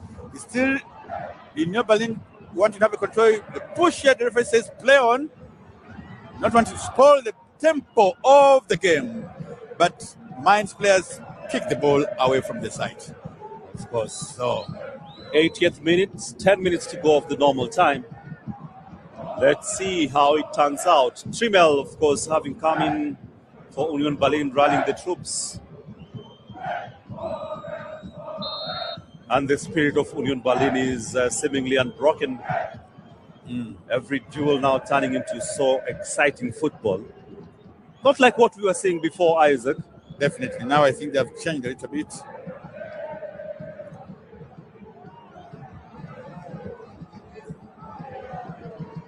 So, okay.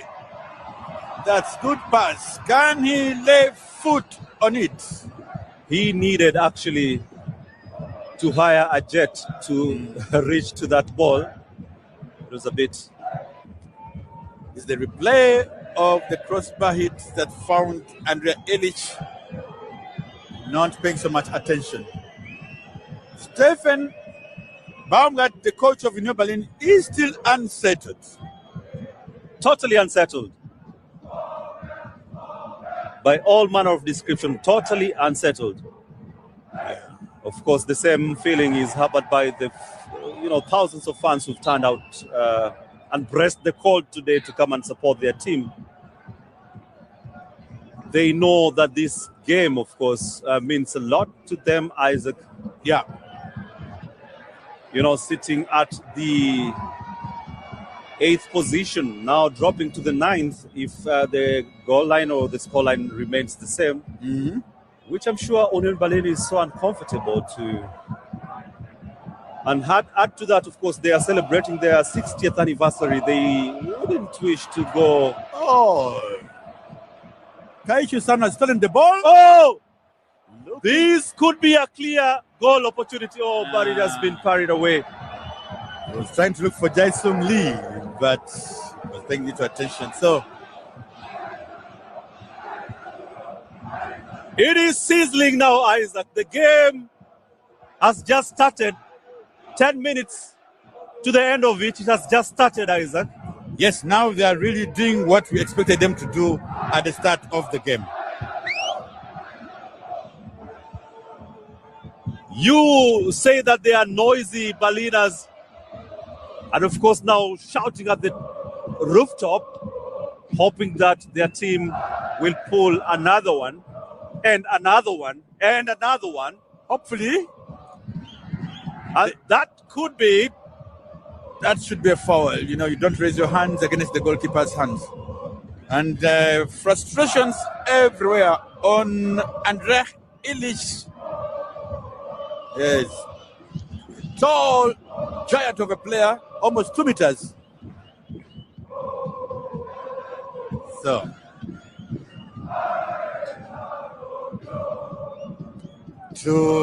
Where is Kadira in this game, Isaac? Kadira was substituted, I guess, by Trimmel. He was the captain, so the manager took him off, and if I saw really very well, because now the captain is Trimmel. Gets back the ball. The zip, the man who came in for Benedict Hollerbach. He sent it back to Daniel Baltz, as usual, taking his time. He kicks this time the ball ahead to find Leopold Kerfeld, was pushed, and the referee says it's a foul there against Leopold Kerfeld. Fresh boots for Mainz, and Leonard Maloney is coming on. It's coming on for none other than Philip Thielt.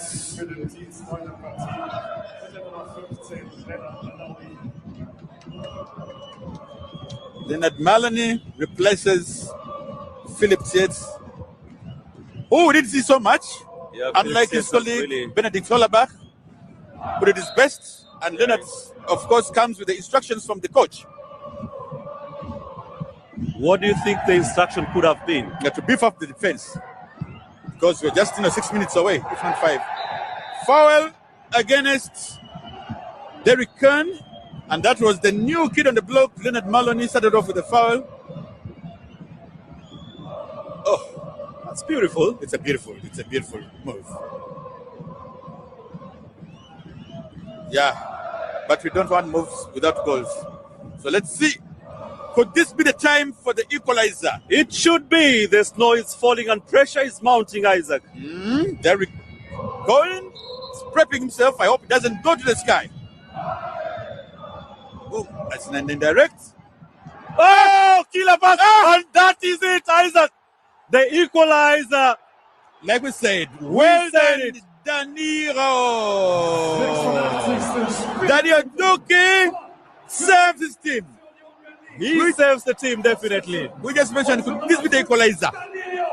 Danilo Duque. Of course, but we should give credit to Derek's cross.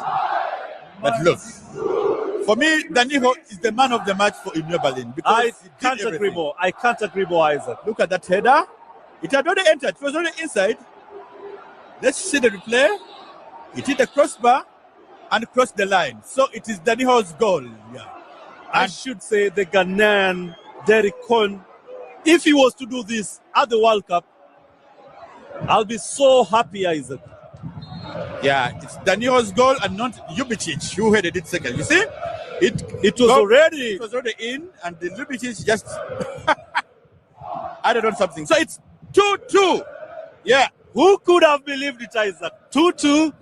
Yeah, I mean, Only 4 minutes before the end of the first.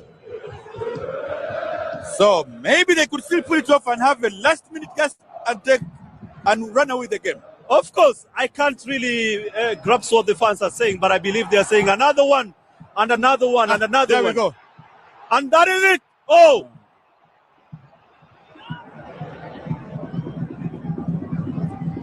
Mainz back to defend. It's tough. This is Derek Kern, but it's a goal kick. Rather, Ilya's answer. It seems Union Berlin had left Mainz to play in the first half and the second, the better part of the second half. No. They knew they would have a comeback. Fischer can't believe his eyes there. They just need one more goal each side, but of course, New Berlin will be a party for them. And now they're pressing on. They are really pressing on hard. Ilish, Answer. Yes, answer. He struggles with the ball against defender. And they just grabbed it from him. It's a throw in against Mainz. So Ilias answer, not so happy with the defender there, Stefan Bell, warning him that, hey, play it cool, man. Okay. Derek Cohen, the man who took the free kick, now is going to take the throw in. Let's see whether he has magic, also the hands. We saw the magic from this foot. Let's see whether the hands can bring in the third goal, which could be the winner for Union Berlin. But it's still 2-2 anyway. Takes a long throw in. Unfortunately, it gets to the Mainz players. And they're running away with the ball. Mainz are not giving chances. Trimmel also going back to defend his stuff. Is the captain now of Union Berlin. Sylvan Widmal, the captain of Mainz, going to take the throw in. Trying to figure out who he sends it to, but he said, take it back to Daniel Da Costa. Then Da Costa to Daniel Batz. Daniel Batz, almost out. Let's see. He plays it. The kite was outside. Poorly served by Daniel Batz, and it's going to be a throw in for Union Berlin. Union Berlin. Union Berlin. looking for that winner. Ljubicic, can he make the difference? Da Costa's done a great job as well. It's a free kick. It was hit with an elbow by Ljubicic, but he apologized according to what we saw in the play here. Okay, 3 minutes of added extra time. Let's see whether Jae Sung Lee can take it away from Derek Kwan. What can the Mainz do with 3 minutes? 3 minutes is still time, my dear.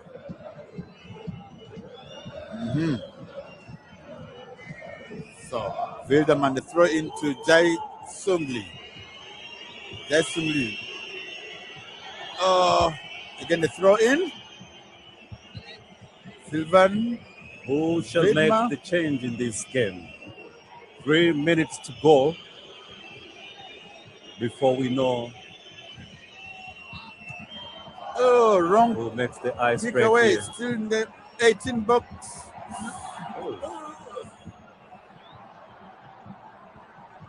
Ooh. I think it was the handball there, but the ref said play on.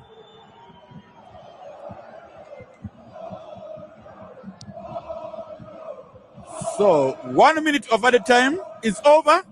2 minutes to go. Will Union Berlin pull it off and run away with the win? That's a handball A again. clear handball. The ref says this time I saw it and you're not escaping from it. Call. It was a handball by Cole.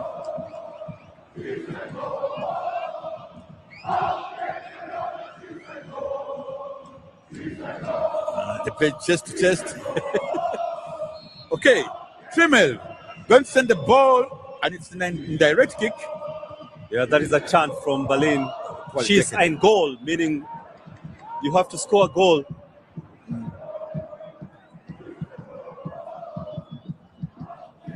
Okay, let's see. Comfortable there for Daniel Batts, no problem.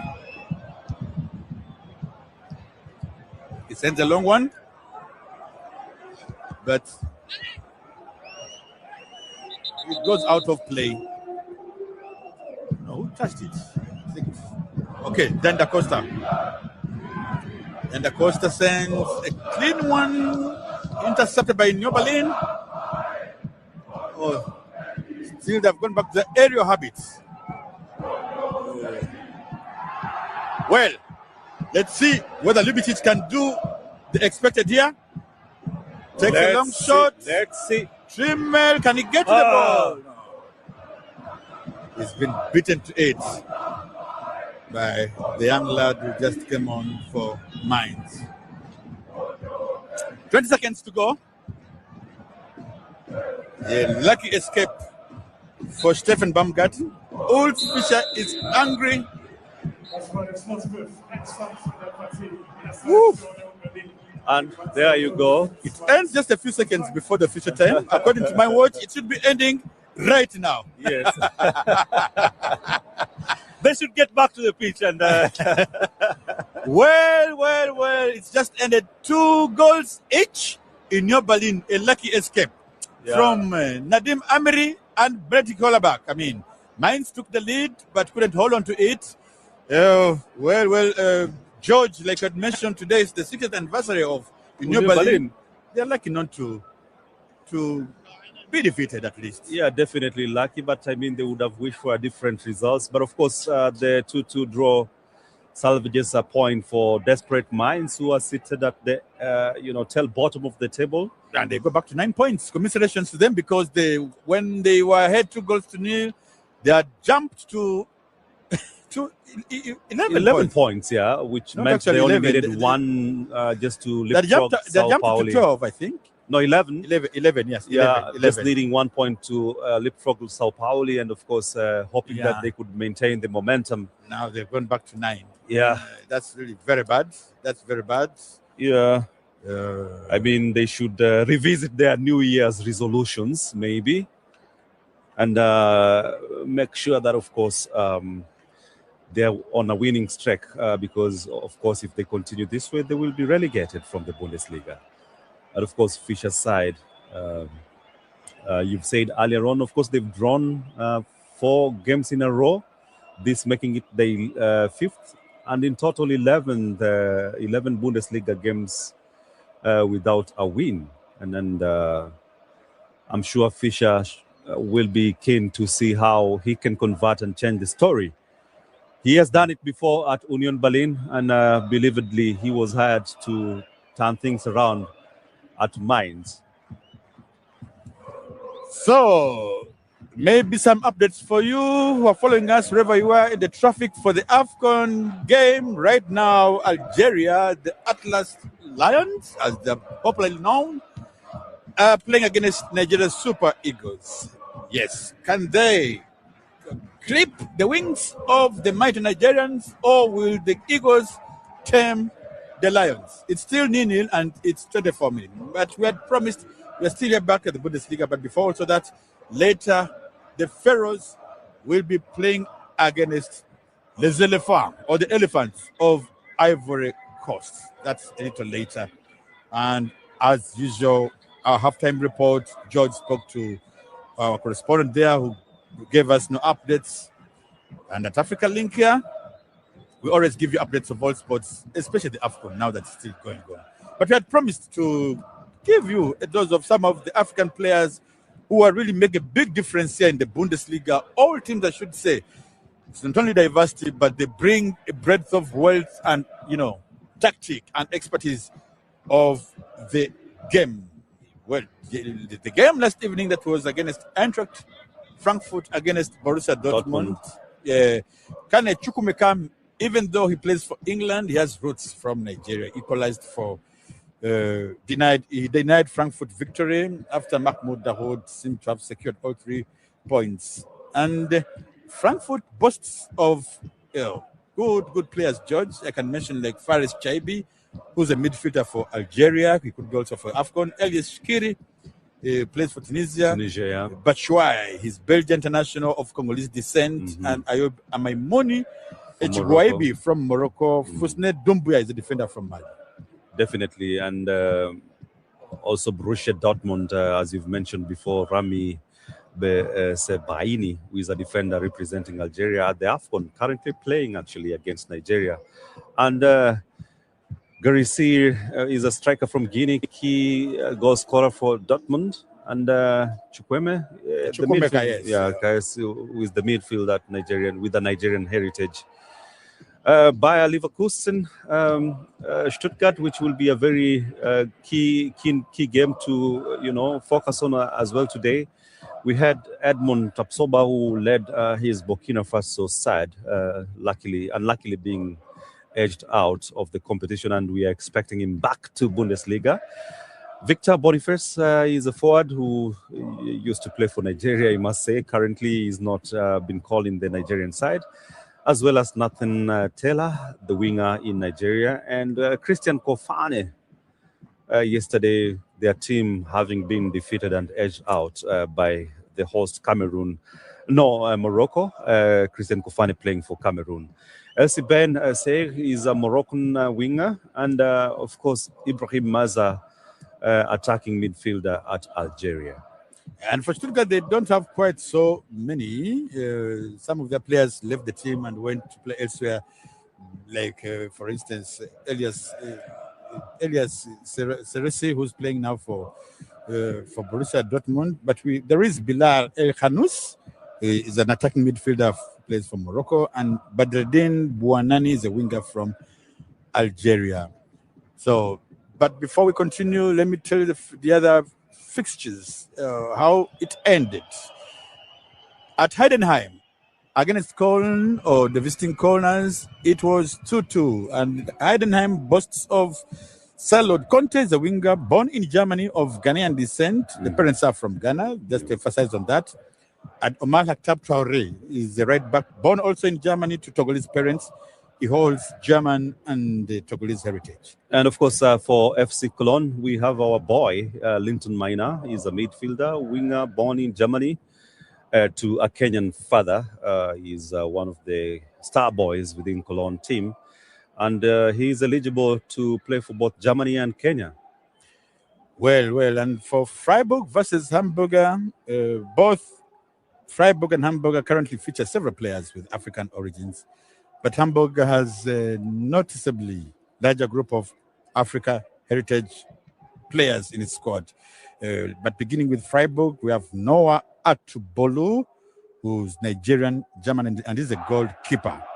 And Daniel Kofi Chere, who's a Ghanaian and Germany.